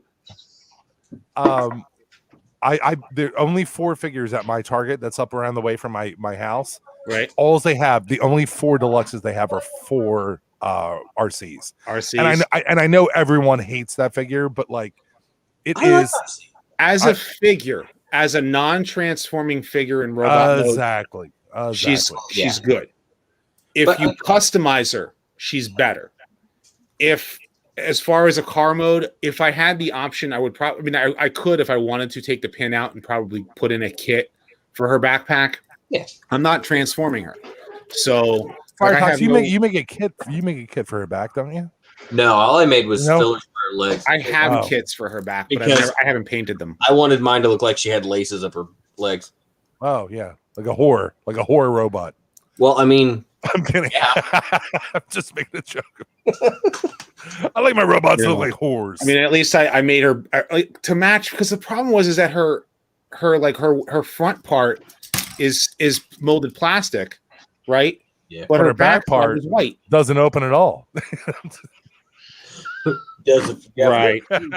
So I literally disassembled her to paint her. So I have pictures of like all the parts. Oh no, dude! I watched it her. again. Yeah. I know I seem like an asshole, but I watch all of your shit, dude. Like, yeah, all the time. Like, yeah. This guy watches every single one of our channels, guys. So. Yeah. Like, I'm a giant fan. Like, even the Fire Talk, see with the file. Like, how fucking cool is that? You know, to spend your own time fucking designing something and be like, everyone else can just fucking print it if you have the shit. Yeah. How fucking Did cool you is guys that? see? And I just, this is something that I find interesting, is that, like, you know, I mean, we're online and we have much smaller channels by comparison, but I mean, Cinemassacre. Ophthalmotomist. Oh, okay. Now go ahead.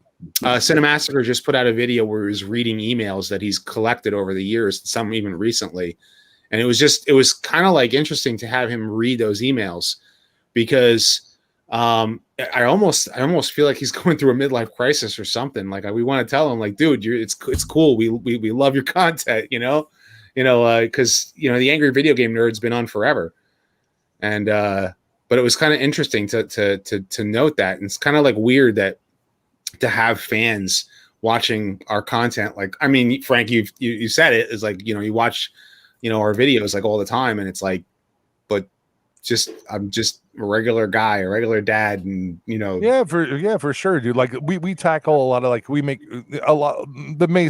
Bert, tell me if I'm wrong here, but like the majority of our content is, hey man, we're getting together and we're going to talk. We're going to blow up some steam. We're going to talk, and we're going to throw every joke. Like, we'll write some stuff beforehand, and then some of the stuff comes up, like, as we go through. But most of it's try to get the yucks out. We're trying to make you laugh. But some of it, you end up tackling mental health stuff like that, and then shit gets weird. And where was that at? Free play. Yeah, no, this. I was going to say he's such a good dude, and what a lot of people don't realize about him, he's actually really introverted. He's really quiet and reserved and to himself. Very. That what you see on screen is totally a character. Yes. Him being that outgoing and screaming and whatnot. I've met up with him a couple of times going to these video game conventions, and it's gotten to the point where I was actually surprised the second time that I saw him, the second year that I saw him in a row. Like, I wasn't even really going to bother him or anything, but I had a friend that went to the show to meet him. He wasn't there that day, and she was only going to be there the one day. So she was completely going to miss out on him. So she asked if I could go get posters and shirts and whatnot for her, from him. So I absolutely, I'll go by tomorrow. I'll get your merch for you. Don't worry, I got you covered.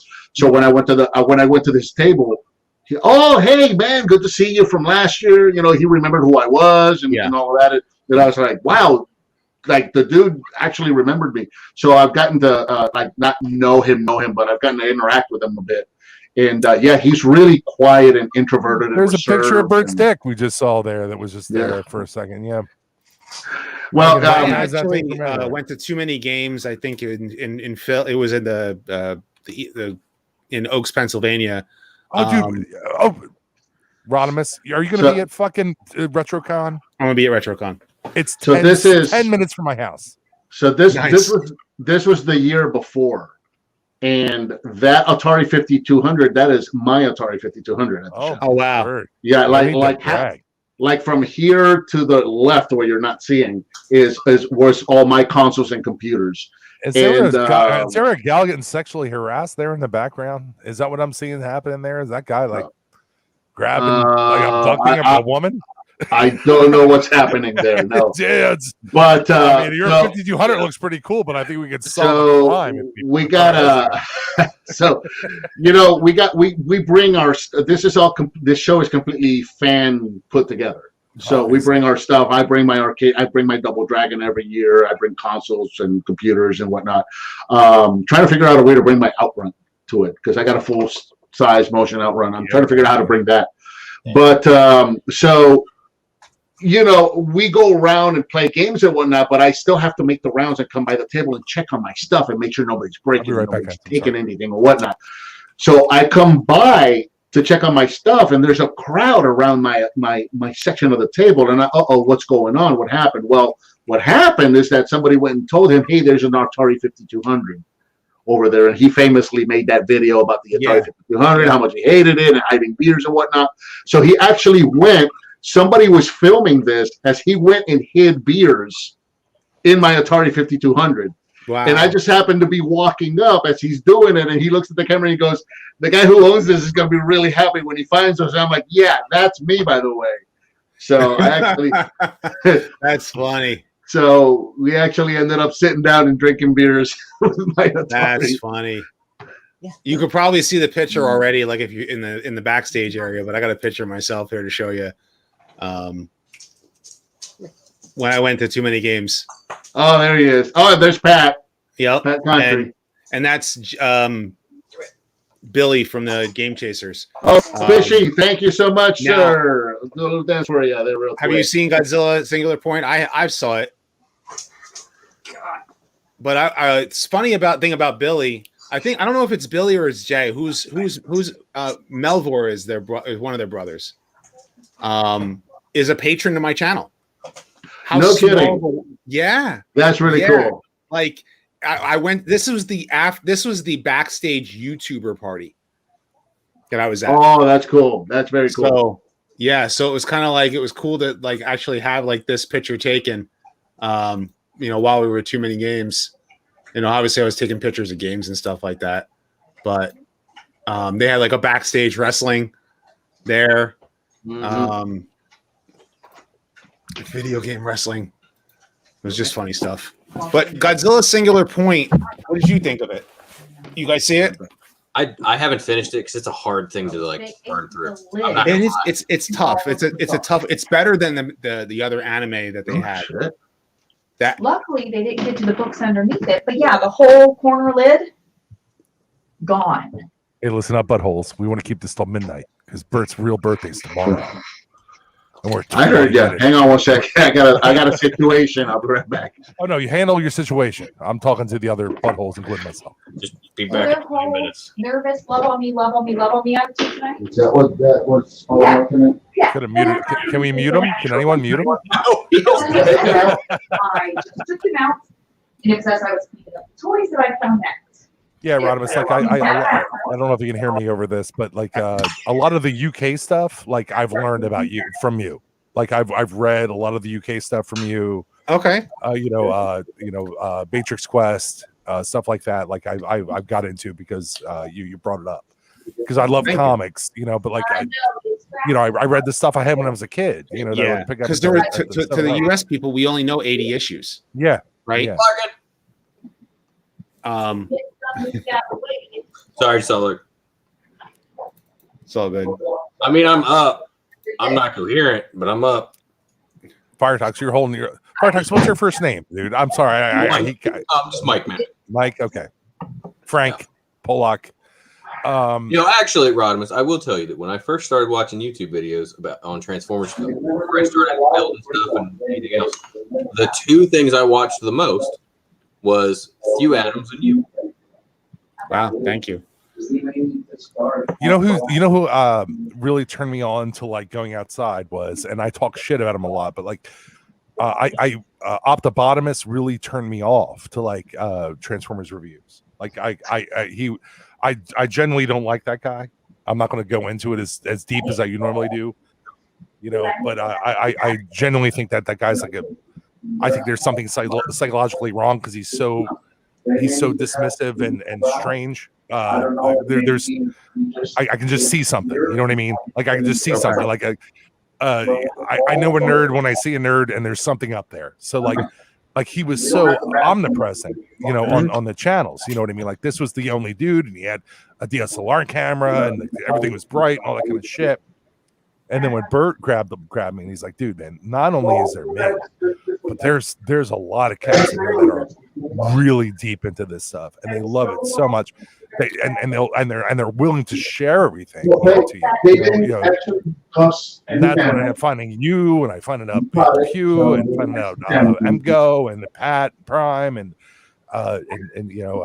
Larkin, and everyone else. You know, like it's a very, very rich tapestry that you guys have put together. You know what I mean? Like that isn't this horse shit that this kind of right there, Bert. charlatan asshole kind of put up.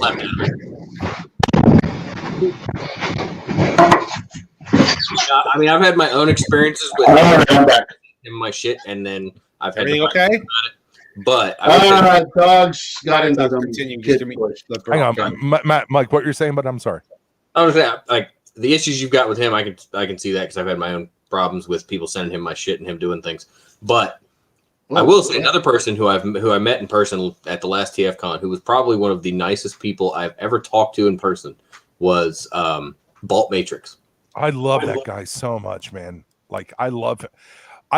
I've never met him, but he seems really nice and cool. He is that goddamn friendly in person. He sat at TFCon and talked to me for probably 20 minutes about random stuff that was going on and our kid. And you know what I love about him, Mike? Like my favorite thing, even my son, my 19-year-old cynical indie rock son who lives in his city to be a musician. Like I love his lack of editing. You know what I mean? Or is he doing it on purpose? Is he fucking with us? Right. You know what I mean? You know, I don't know, man. He's it's almost Andy Kaufman of Transformers reviews. You know what I mean? Like he has this. And so anyway, we'll flip over Bumblebee here and look. So we'll flip over Bumblebee and we'll go. So Bumblebee's panel will go into here. It's so fucking perfect, you know? I love it. I love it. Like they're my favorite things. You know what I mean? Like I hate wasting them. Like if I'm sitting on a toilet, Patriot Prime is starting to fall into that. Not on purpose, but like his video this morning, he did that once, maybe twice. But I've seen Patriot do that a couple of times where he'll stop talking, and then he starts saying it again. Pat Prime edits. Like I think and so does Ball, but like I don't think I think there's points where he's like, "This is so funny that I'm not going to edit it on purpose." He just says "fuck it" and just throws it out there. I think the pauses were at one point where he used to edit them, and I think what might have happened is he just like on like one or two videos didn't edit them right or missed something, and it was just so like everyone loved it, but now he just doesn't bother. It's great. So you want to see where I left off? This is where I'm at with my video currently. I cannot wrap my head around the amount of work you put. Just so much work. You retrospective. You and Lazy Eye. This right here is you and Lazy Eye do so much work on these videos, man. Right. You know how many edits that I've gone into, like with an episode of a video. And this is the one I'm currently working on now. And this is the spores here, right? And this is right. Yeah, like this is because this moves on towards the end of season 3. Larkin, what I'll do is I'll stay quiet for a couple of seconds and then I'll go beep right before I start talking again, because that creates a solid block of the audio that is easy to see. And still, I miss them sometimes. And every time I miss them and I don't cut them out, every time somebody in the comments is just like, "Oh, Bert just had an aneurysm," or "Bert just had a stroke." I don't edit my videos either. Whatever you get in that first take, that's what's going in it. Yeah, like right now I'm switching over to the comic books at this point, and then and this video is going to end up being long too. So, and I still have a lot of editing to do after the fact because it's like the, stuff, audio that hasn't been fully edited yet. And then I'll move this over here. This is, a fully written script, Yeah, dude. Like this is where I really tip my hat to you, dude. Like Like you're one of the reasons I can just be like Bob Budiansky. You know what I mean? Like I really tip my hat to you. I really tip my hat to you on that. Let me put this comment up while we straight up Mike Wazowski Rodimus out of the video.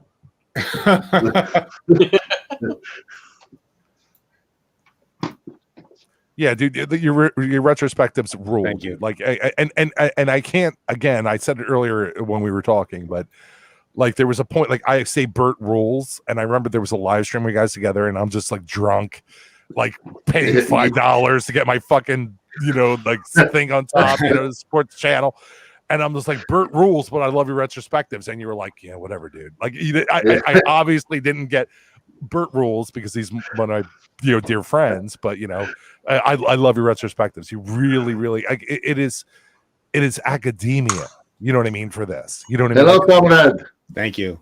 I appreciate it. Honest, dude. Like you're a professor. You know what I mean. It's and if you like, even if you read the comments, like no one fucking ever tells you you're wrong.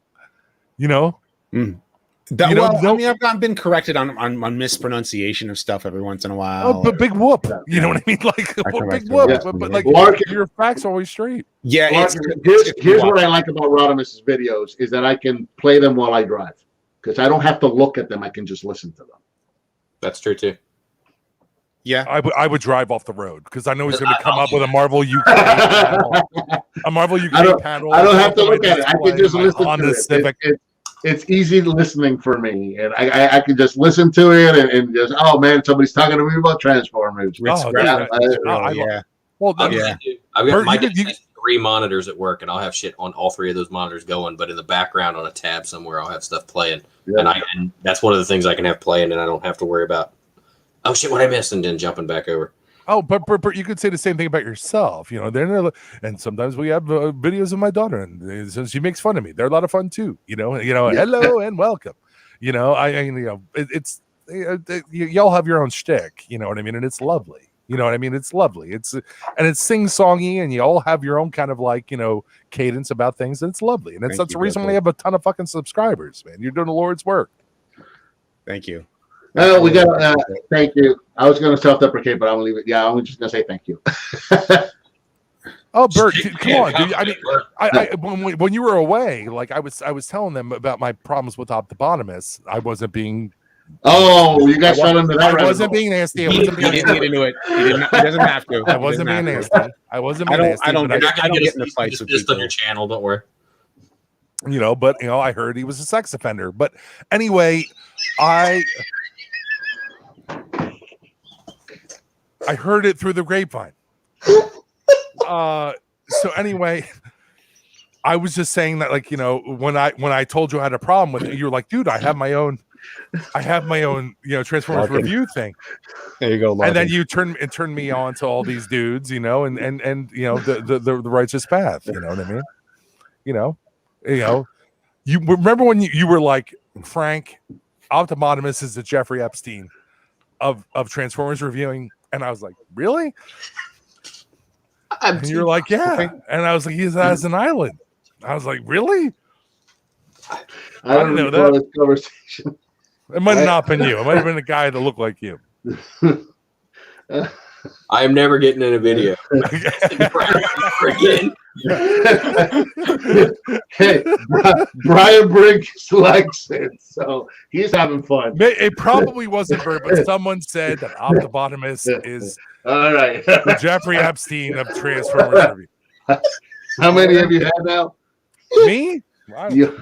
I'm totally fine, Bert. I don't know what you're talking about. We know Frank does not like that guy.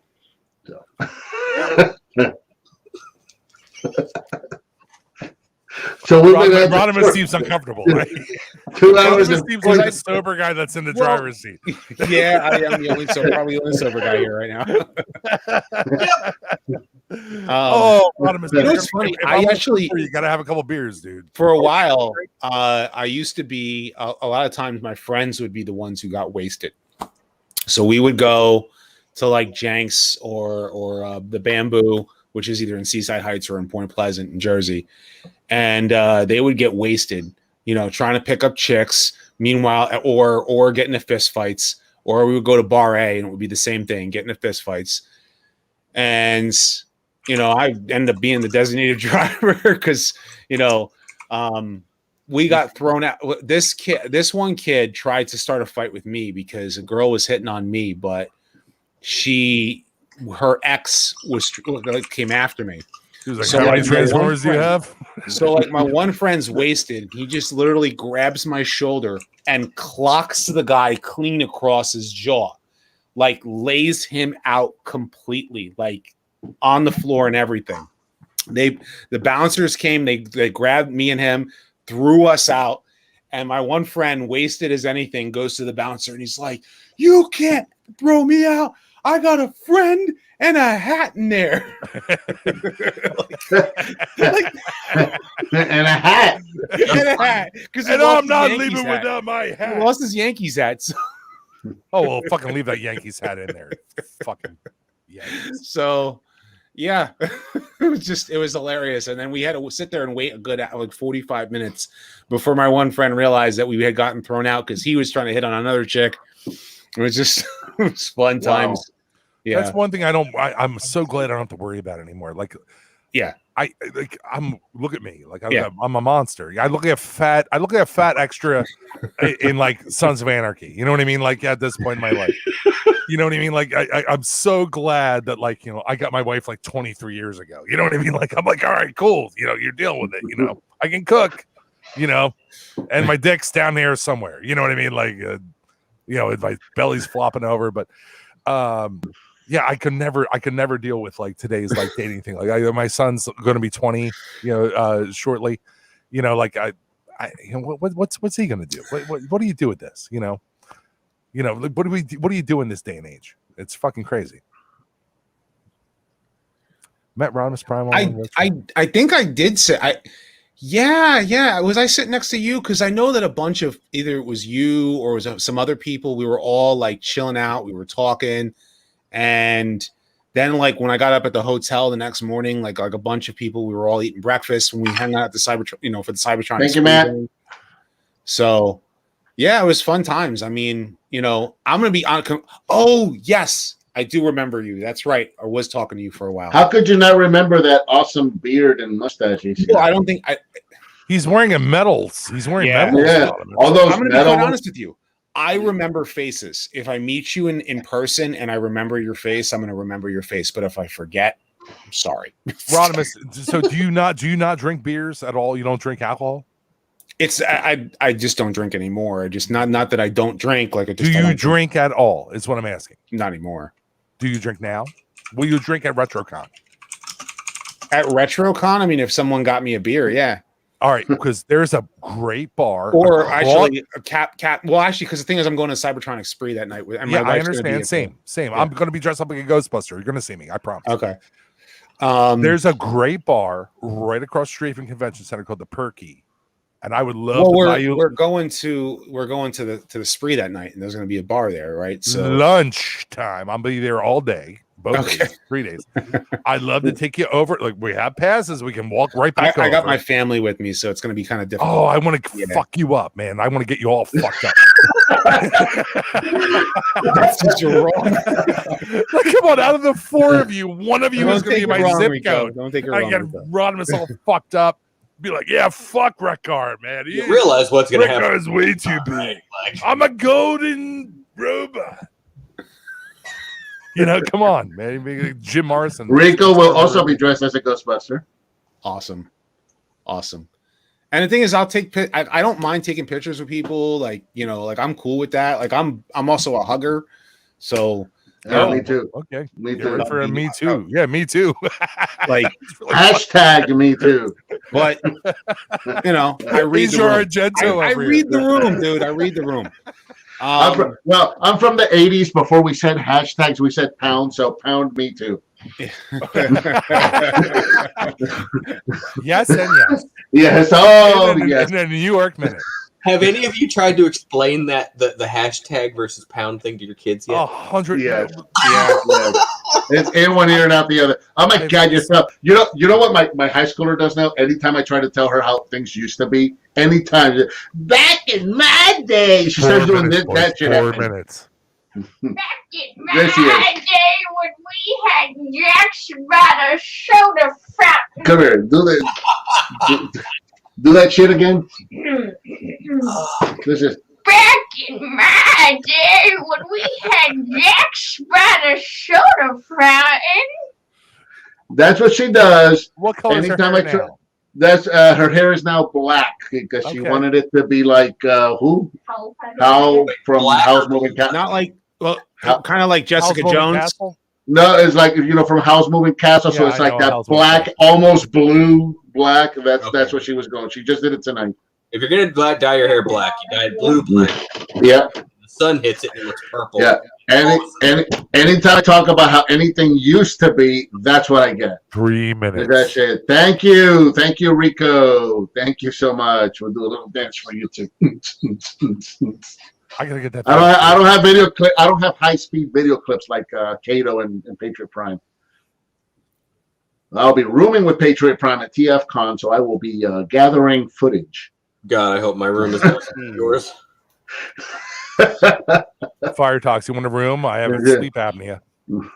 No, I already have a suite for me and bringing my daughter, the one who designed my logo. And I'm kidding. I'm not going down there. Yeah. Oh, Brad, you're coming for one day at least, right? I don't think so. What am I gonna do? What am I gonna do? Yeah. What do you mean? What are you gonna do? You're gonna hang out with I'm us? gonna whack 100 beers and not have a place to sleep. Come on now. I can't even Well, get. I can't get Rodimus Primal to You get can shit crash faced with me in my neighborhood. You can crash with me and Patriot Prime. I'm sure he. Yeah. We I'll won't be the tell. big. I'll be the big spoon. Speaking of huggers, 2 minutes. Speaking of huggers, my wife and kids are going to be at RetroCon, so yeah, so we're all we're all going that weekend. So we're leaving like Saturday morning, to get to the show, and then staying Saturday night, and then obviously seeing the spree, and then we're going to stay Sunday. My wife was like, we could have just gone one day, because RetroCon is rather small, but it's a fun convention. Yeah, and they're good people too. Yeah. I was thinking about doing too many games, but I applied for press badges, but I didn't get any email response. The thing with video game conventions right now is like we didn't do free play. We didn't do free play last year, and this year I think it's going to be relatively small. But again, remember what I told you a little while ago. That show is 100% put by us, right? It's not like some company that owns arcade machines. It's us, local private owners. We bring our machines to this convention and, build an arcade and build a console and computer room. And I mean, that's all somebody's property. So when you start thinking about the current environment, do I really want thousands of people touching my machines this weekend? At too many. I know at RetroCon, the one guy who's got a retro arcade in what's it called? He's gonna be gonna have his arcade set up there, so people will be able to play. And he has a lot of stuff on the free play, and it's like the multi-cade, so you can pick whatever game you want on there. We're probably going to go to free play, but I'm not going to. I don't think I'm going to bring any of my machines. This will be the first time I don't bring machines. I think I'm just going to go as a spectator, and I'm not going to bring any machines. Everyone shut their mouths. Remind me about pinball machines later. What the heck was that? Happy birthday to you. Happy birthday to you. Happy birthday, dear Humberto. Happy birthday to you. I love you, Bert, so much. Thank you, guys. Thank you. I've never met in my life that I haven't hugged and penetrated in my life. I love you crazy. I was knocking stuff over because I was going to show you this, Bert. So that is my arcade machine. Oh, very cool. Nice. Oh, nice. Okay. So you got 46, Bert. 46. Yeah, you and me. You and me. With these girls. That's my B+. I'm going to get a 4 because the 4 actually has cartridges that look like Nintendo games that have an SSD in them, and you plug them in. Bert, so did you even see the shirt I wore for your birthday? Yeah, mine's a 3B+. Did you see this? I did see that, sir. Yes, I did. This is old. And I dug it out for you. because I'm speaking of feeling ROMs and stuff like that. Fire. Have you ever played you Final Fantasy fan or no? Oh yeah, absolutely. Have you ever played We'll See Uncensored? No. That's my personal hack of Final Fantasy VI. Nice. Yeah, I have not played that. If you have, Mike, I don't know if you've ever seen this before, Mike, but here's a part of my garage. Oh no, wow. I've noticed how much you've got in some of your other videos, and every time I'm just like, I want an arcade machine so bad. This is why I say Bert rolls. You know what I mean? Like, holy fuck, man. That's right. Your wife, you must have the biggest dick in the world. Like, you know, like yeah, sure, get him. Another one. You want another one of the Sega Turbo? Go get it. Yeah. Holy shit. I was gonna get either an old arcade machine or even one of those arcade 1-up things, but rip the guts out of it and put this in it, so I'd have literally every game ever made. Because some of my computers, tons of games. Give me 10 seconds over here. Hey, you know what? I got a Super Nintendo right here. Like Rodimus, what's your first name? Joe. Oh, okay. I never knew that. See, I learned something today. You see what happens when I don't watch this damn robot? Little bastard.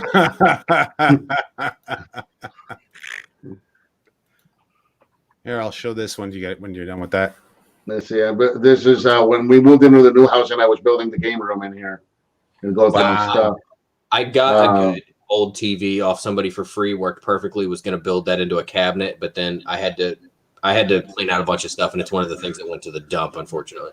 I can't believe how clean that looks versus how it looks now. You'll see what I mean. I love those curtains. You see what I mean? Wow. There's an update. There you go. It just more shit keeps piling up. Is that the 8-bit? There's my Japanese Famicom, my Nintendo and Disc Duo. Yeah, FDS, yeah, and then Mystery of Convoy. I had that cartridge too. There's my my original Rob along with my Japanese Rubble. Nice. I've never seen the one with the red arms. I've never seen that. That's the Japanese one. That's cool as shit. I've literally never even seen a picture. And they're the exact same robot, so I put them side by side, and I can play, and they're both moving in synchronization. It's really fun. It's really cool. That's cool. Yeah, this is a more current picture, and it's still there's even more shit now. I mean, I just keep piling and piling and piling shit on. So yeah, a lot of these I was thinking, oh, there's my pinballs, there's my outrun. That outrun is full motion. Nice. Rock on. And I think this is yep, we've made it all the way around. Cool. I want to find an old dead arcade cabinet so that I can retrofit it with that so bad. But every time I go to look for one, it's like it's on the bottom of the list of stuff, and I don't really have room for it. At least not until I sell this and go buy something bigger. Oh, you know what? I don't think was in any of those pictures. Is I have there's another arcade machine that I have, and it's upstairs. It's up here in that video game room that you guys saw, just building and building and building and building. I have a cocktail table in that room, like the Pac-Man cocktail table. Yep. It's an old Stern table. It's been completely restored. And how do I not have pictures of that in this album? That's so weird. And I love those things at Pizza Hut. So these are my two ROM hacks that I made before I started YouTube. Was Final Fantasy VI Ted Woolsey Uncensored Edition, which is like a script rewrite, cleans up restores the graphics back to original Japanese. Oh, very cool. And restores the title screen to Final Fantasy VI from the Final Fantasy III ROM, and it works on real hardware. So that's awesome. That is awesome. And I restored if you're familiar with Final Fantasy VI, you know that the job titles were not there in the original.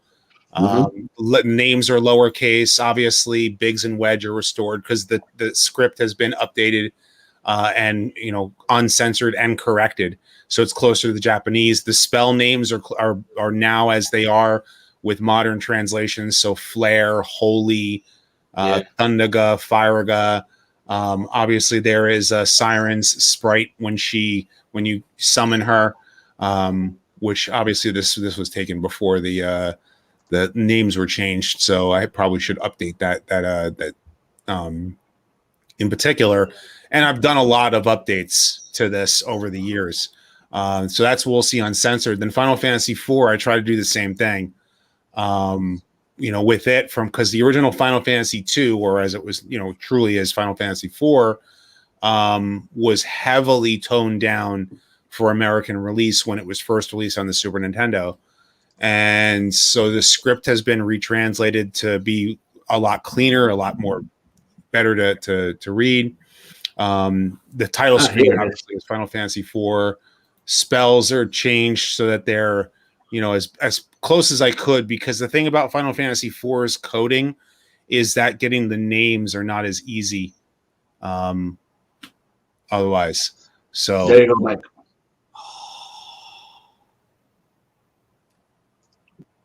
That one is up here in right outside this door. So. God, I wish they still made things like that.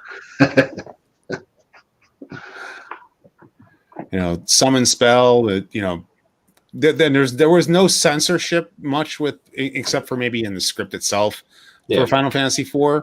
But spell the translation was so bad it needed this kind of rework to actually be right. Like money is called Jill instead of GP, as it was. And but this We'll See Uncensored was the one that I spent so much time working on. This in particular is actually uncensored. The graphics right here, when you're facing off against this particular boss. So Sean, they wouldn't let me off until we hit midnight so they could sing for me. I also did this. I made this title screen. Oh, nice. Earthbound Beginning. This is Mother 1. Yep, Mother in particular. So you're able to put that translation because it's actually based on the Mother 25th Faithful. But if you wanted, because the official title that Nintendo is using for Western audiences is Earthbound Beginnings. So I made that's what I wanted to do, is I wanted to have it say Earthbound Beginnings and use the Mother font and everything. So that was the whole point of that. So those are these are my 4 hacks, and then I've name dropped in a bunch of others because people have used my font, my hack, as their part of their projects. So, in particular, what was this? Camo Tech, yes, that was my garage. NES Final Fantasy II, if you're familiar with that, the Famicom version of Final Fantasy II. I helped out with certain scripting. Oh, that's cool. Yeah, I got that first Final Fantasy. I played it a handful of times, but I've never gotten anywhere significant with it. I really do not know how to play that one. I'm in the middle of playing. The first one. I'm in the middle of Final Fantasy VII again. Not the remake. I'm playing mine on my PS1. I tried the remake, man. I can't do it. My neighbor has it on the PS4, I think it is. He was showing it to me, and it's the same exact game. They've just redone the graphics, and I was watching it, and I'm like, I don't recognize anything. Like, I'm literally playing this game, the original, right now, and what you're doing is not in the game I'm playing. This is not an exact remake. It's not no. Yeah, my favorite Final Fantasy specifically is 6. I like 7, but I like 7. I like 6 more. My favorite's 8 because 6. Because I'm a masochist. Maui. It depends on the system that I'm playing. I'll just go with the easy answer. It's gotta be Zelda, right? On the arcade, the original arcade Double Dragon. That is my all-time. That is the arcade game I played the most growing up. Every time I went to an arcade, that was the first game I went to. I got so good at it. I own one now. It was one of my grails for my personal arcade, and I can beat that game in one life. Are you good with the elbow? I lived in West Virginia a long time ago. There was this weird, Eventually, you get to a point where you just have to use elbows pretty much the whole time. Yeah, you get to a point where the game, it's all elbows. But there was a place that had this convenience store when I was a kid, and on one side of it was a convenience store, and the other side used to be a video store, but it had gone out of business. And when you went over there, it was full of old arcade machines, and in the middle it had a I can't remember if it's a Star Wars TIE Fighter game or if it was an X-Wing game. The one you actually sit in, and then next to it was an original Tron machine. And that nice, amazing. Which Tron though? Because there was like 4 or 5 of those. Just the disc game. Trons of discs of Tron. Was it the environmental one where you stand inside of the game? No. I'm guessing by your silence, no. No, he said no. Okay. He said no. It was just so at Free Play a couple of years ago, they had an entire Tron section where they brought like every Tron video arcade game. People just brought all their Tron arcade games, and they just have this entire section. They actually built. I forget the name of the one spaceship that kind of looks like an M. That goes around. Fuck, man! I can't believe I'm fucking this up because I love Tron so much. It's fuck. Yeah, the fuck ship. The fuck. It's called the fuck ship. So they actually built one of those. They built one of those, and that was the arch. That was the entrance to the Tron section. And the highlight, the machine that was in the center that had a line to get into it was a environmental discs of Tron. You actually stepped inside of the machine. You were standing inside the machine playing discs of Tron. Recognizer. Yep. It was so cool, dude. So cool. I loved. All right. Well, so let me try to answer the question first. Everyone's favorite game, is this an arcade game or is this like a video? Just pick one. Just pick, because I can pick one for every console. That's why I said I'm going to go with the easy answer and just pick one. I remember there was a place called Pogo's Arcade in Conshohocken in the neighborhood. I know Conshohocken. I've stayed there. Yeah. And Dragon's Lair, like it was. Oh my God, Laserdisc. It was one of the first Laserdisc games. There was a line. And I had 15 seconds on it, maybe tops, because of the line, and then my quarters, we grew up poor. It was a quarter monster. I love that game. But like as far as like at home, like again, we didn't have like any money, so like we would play games over at other people's houses. So like Zelda. I have to say Zelda is probably like the biggest thing, because I would play that at other people's houses. And then when this small NES came out and it had Zelda on it, I was like, yeah, man, I definitely want that thing. So I put the word out to everybody, like, that I knew that were in the video games. I was like, yeah, dude, I want this little NES. And then I forgot that like your hearts go down and you can't throw the swords. And I'm like, man, I fucking suck at this game, man. I'm the fucking worst at it. Some of these are hard to come back to. Yeah, it's hard to come back to, man. Yeah, dude. It's like totally different than I got a handful of games on the NES that, and I don't have the mini. I have the actual ones out there, and there's a handful of them that were the games that people would ask me to come over and play at their house so they can see them be beat. Because I was a bit of a speedrunner when I was, when I was young. I was a bit of a speedrunner. I could just run through like these the guy games. with the American tie. And Billy Mitchell. But there was a handful of games that I could just sit down and play from beginning to end and beat them in one sit. And so people wanted to see that. And I sit down and, for example, Gremlins by Sunsoft, Gremlins 2 on the Nintendo was one of those games that I could just beat in like 20 minutes or, however long it takes to beat that game, but I could beat it in one go. I sat down a couple of weeks ago to play it. I couldn't get past the third stage, man. I'm like, I suck at these now. Weird, I gotta sit here and try. This is difficult. Wow. Batman: Return of the Joker, fantastic game. Kind of pricey, hard to get now. When that game came out, because I had the first Batman Sunsoft game based on the Michael Keaton movie, and I have it, and I played the hell out of that game, and I beat it, and eventually got to the point where I could speedrun it. And then when Return of the Joker came out, I remember the reason I didn't buy that game, it took me so long to buy that game, was because I rented it when it came out, and it took me about 3 hours to beat it. And then I returned it. So So then I never bought it because Right, yeah. you know, it was so easy Yeah. or whatever. To find out years later that it's one of the most highly sought after Nintendo games. So eventually I went and got my hands on one. I got one last year. I finally got my hands on one, and I sat here for 2 days. It took me 2 days to beat that damn game. I couldn't do it, man. So hard. You know another game from like an old console, and again, I'm not a gamer, guys. Like I play Call of Duty every so often. But I have a 19-year-old kid, and my wife takes. I have no TV time unless they're asleep. I have to like fill them full of antihistamines during dinner time. You know what I mean? So I can have some time on a TV. Do you remember the Star Trek: The Next Generation game on Sega? Yes. I never had a Sega. They were so bad. I loved it so much. And I never got past the minor. They're so convoluted. Those games are so convoluted, though.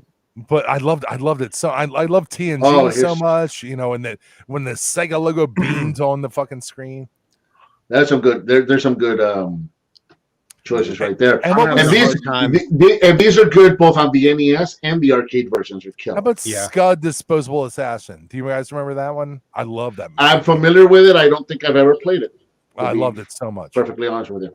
So what about Earthworm Jim? Parappa the Rapper. Yeah, I love that. Yeah. Oh my God, dude! When the PlayStation first came out, and you would get those demo discs. Remember demo discs? Not in the mind. If you want to beat me, I think you're fine. Yeah, it's so fucking great, man. The things I'll teach you, I sure to beat you. Happy birthday, Bert! I love you. I'm Tomb Raider like crazy on the PlayStation 1, like all the time. But if I was, it's so hard, like you were saying, Bert, to like pick a favorite game. I mean, Chrono Trigger is like one of my favorite RPGs of all time. I think that's like number one, like as far as like RPGs is concerned. Like beats out Final Fantasy, any Final Fantasy in my opinion.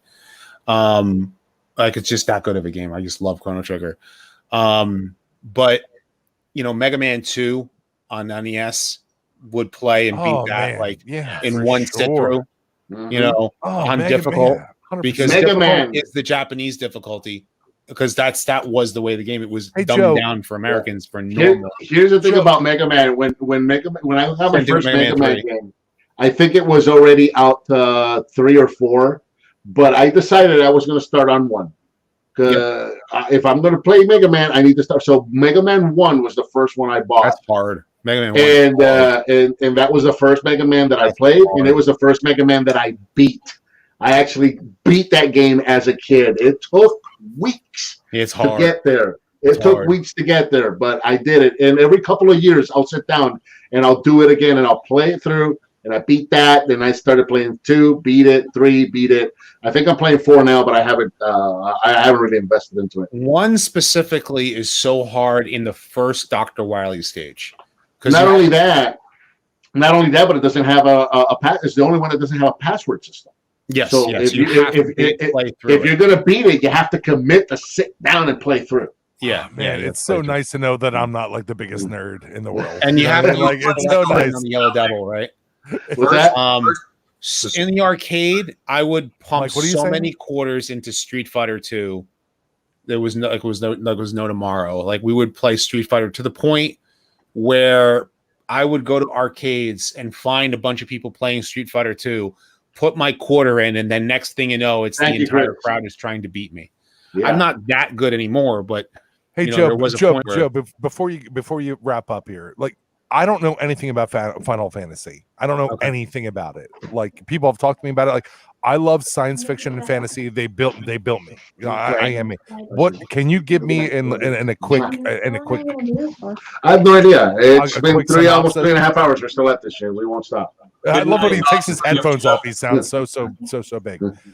Can you give me a quick synopsis on what Final Fantasy is about? Maybe Final Fantasy, it's kind of like Japanese interpretation of old school fantasy up until you start getting to the later, like once Final Fantasy VI came around, they started going into the more modern era while still being fantasy-esque.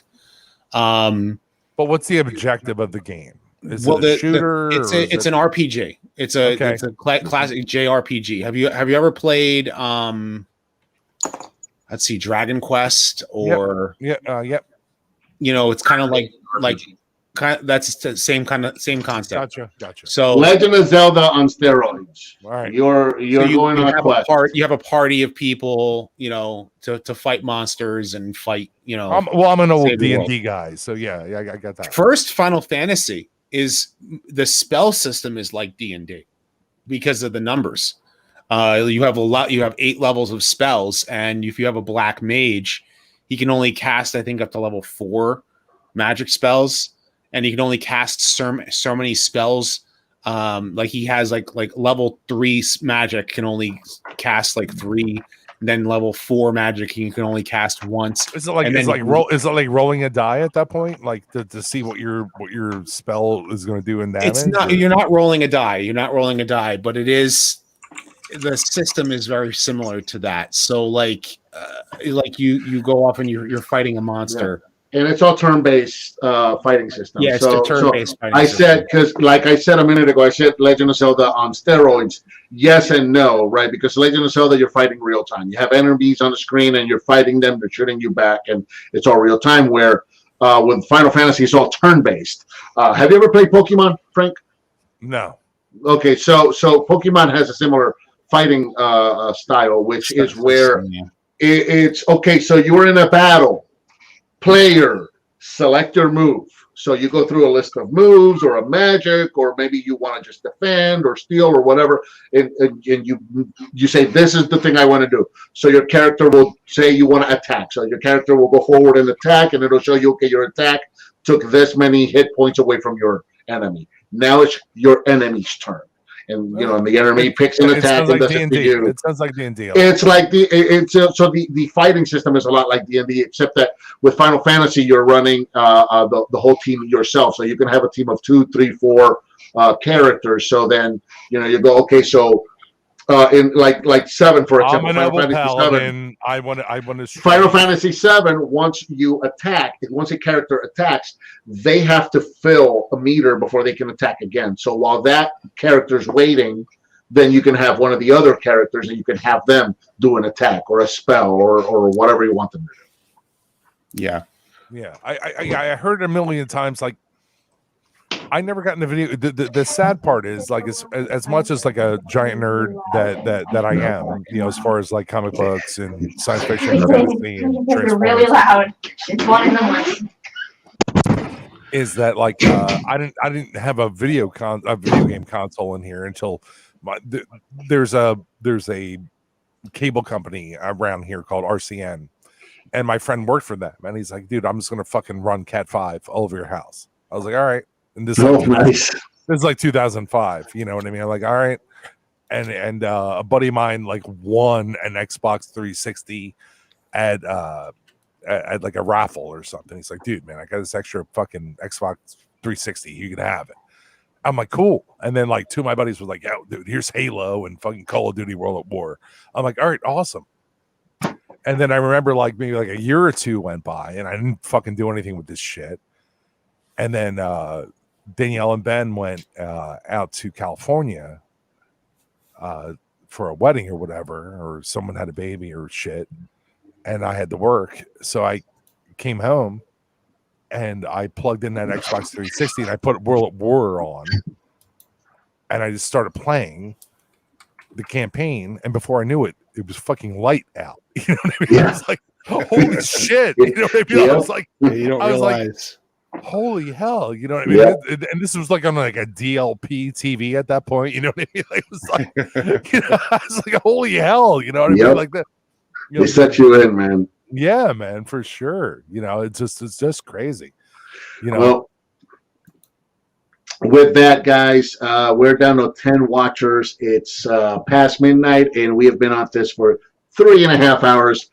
I think that's a good time to call it. I do too.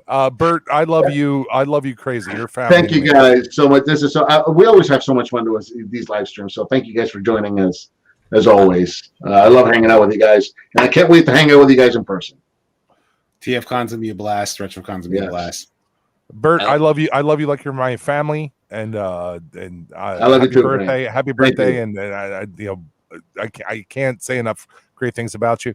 Rodimus, thank you so much for spending time with me. You know, and Fire Talks, thank you so much for taking time with me. You know, taking fart joke guys with a guy with three legit, you know, Transformer legends. So I really appreciate you guys taking time to spend time with me too. So. I just make shit. That's it. No, dude, I just showed you. I have your shit on my Grimlock, man. Well, I hope everyone does, but they should. They should. Bert, I love you so guys. much. Thank you so much for joining me. Thank you, everybody in the chat. Happy birthday, sweetheart. Thank you, guys, and thank you, everybody that did a super chat. As always, give me a thumbs up, subscribe, share with your friends if you like what you see. Go to the Mediocre Show, mediocreshow.com. Listen to that show because it's hysterical. Go check out Rodimus Primal. Subscribe. Go check out Fire Talks the Signs on Etsy. Is your page still up? Yeah, the Etsy page still up. There's only a couple things. Fantastic. And then everybody else that joined us at some point today, Patriot Prime, go make sure you subscribe. Check his channel out. Subscribe. Who else joined us? Larkin.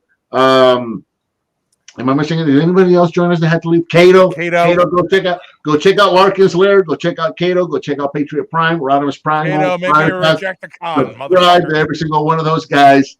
As always, thank you so much for watching, and I'll talk to you next time. Until next time. I love you, Bert. Happy birthday, sweetheart. Thank you, guys. Later, everybody. Good night. See you guys.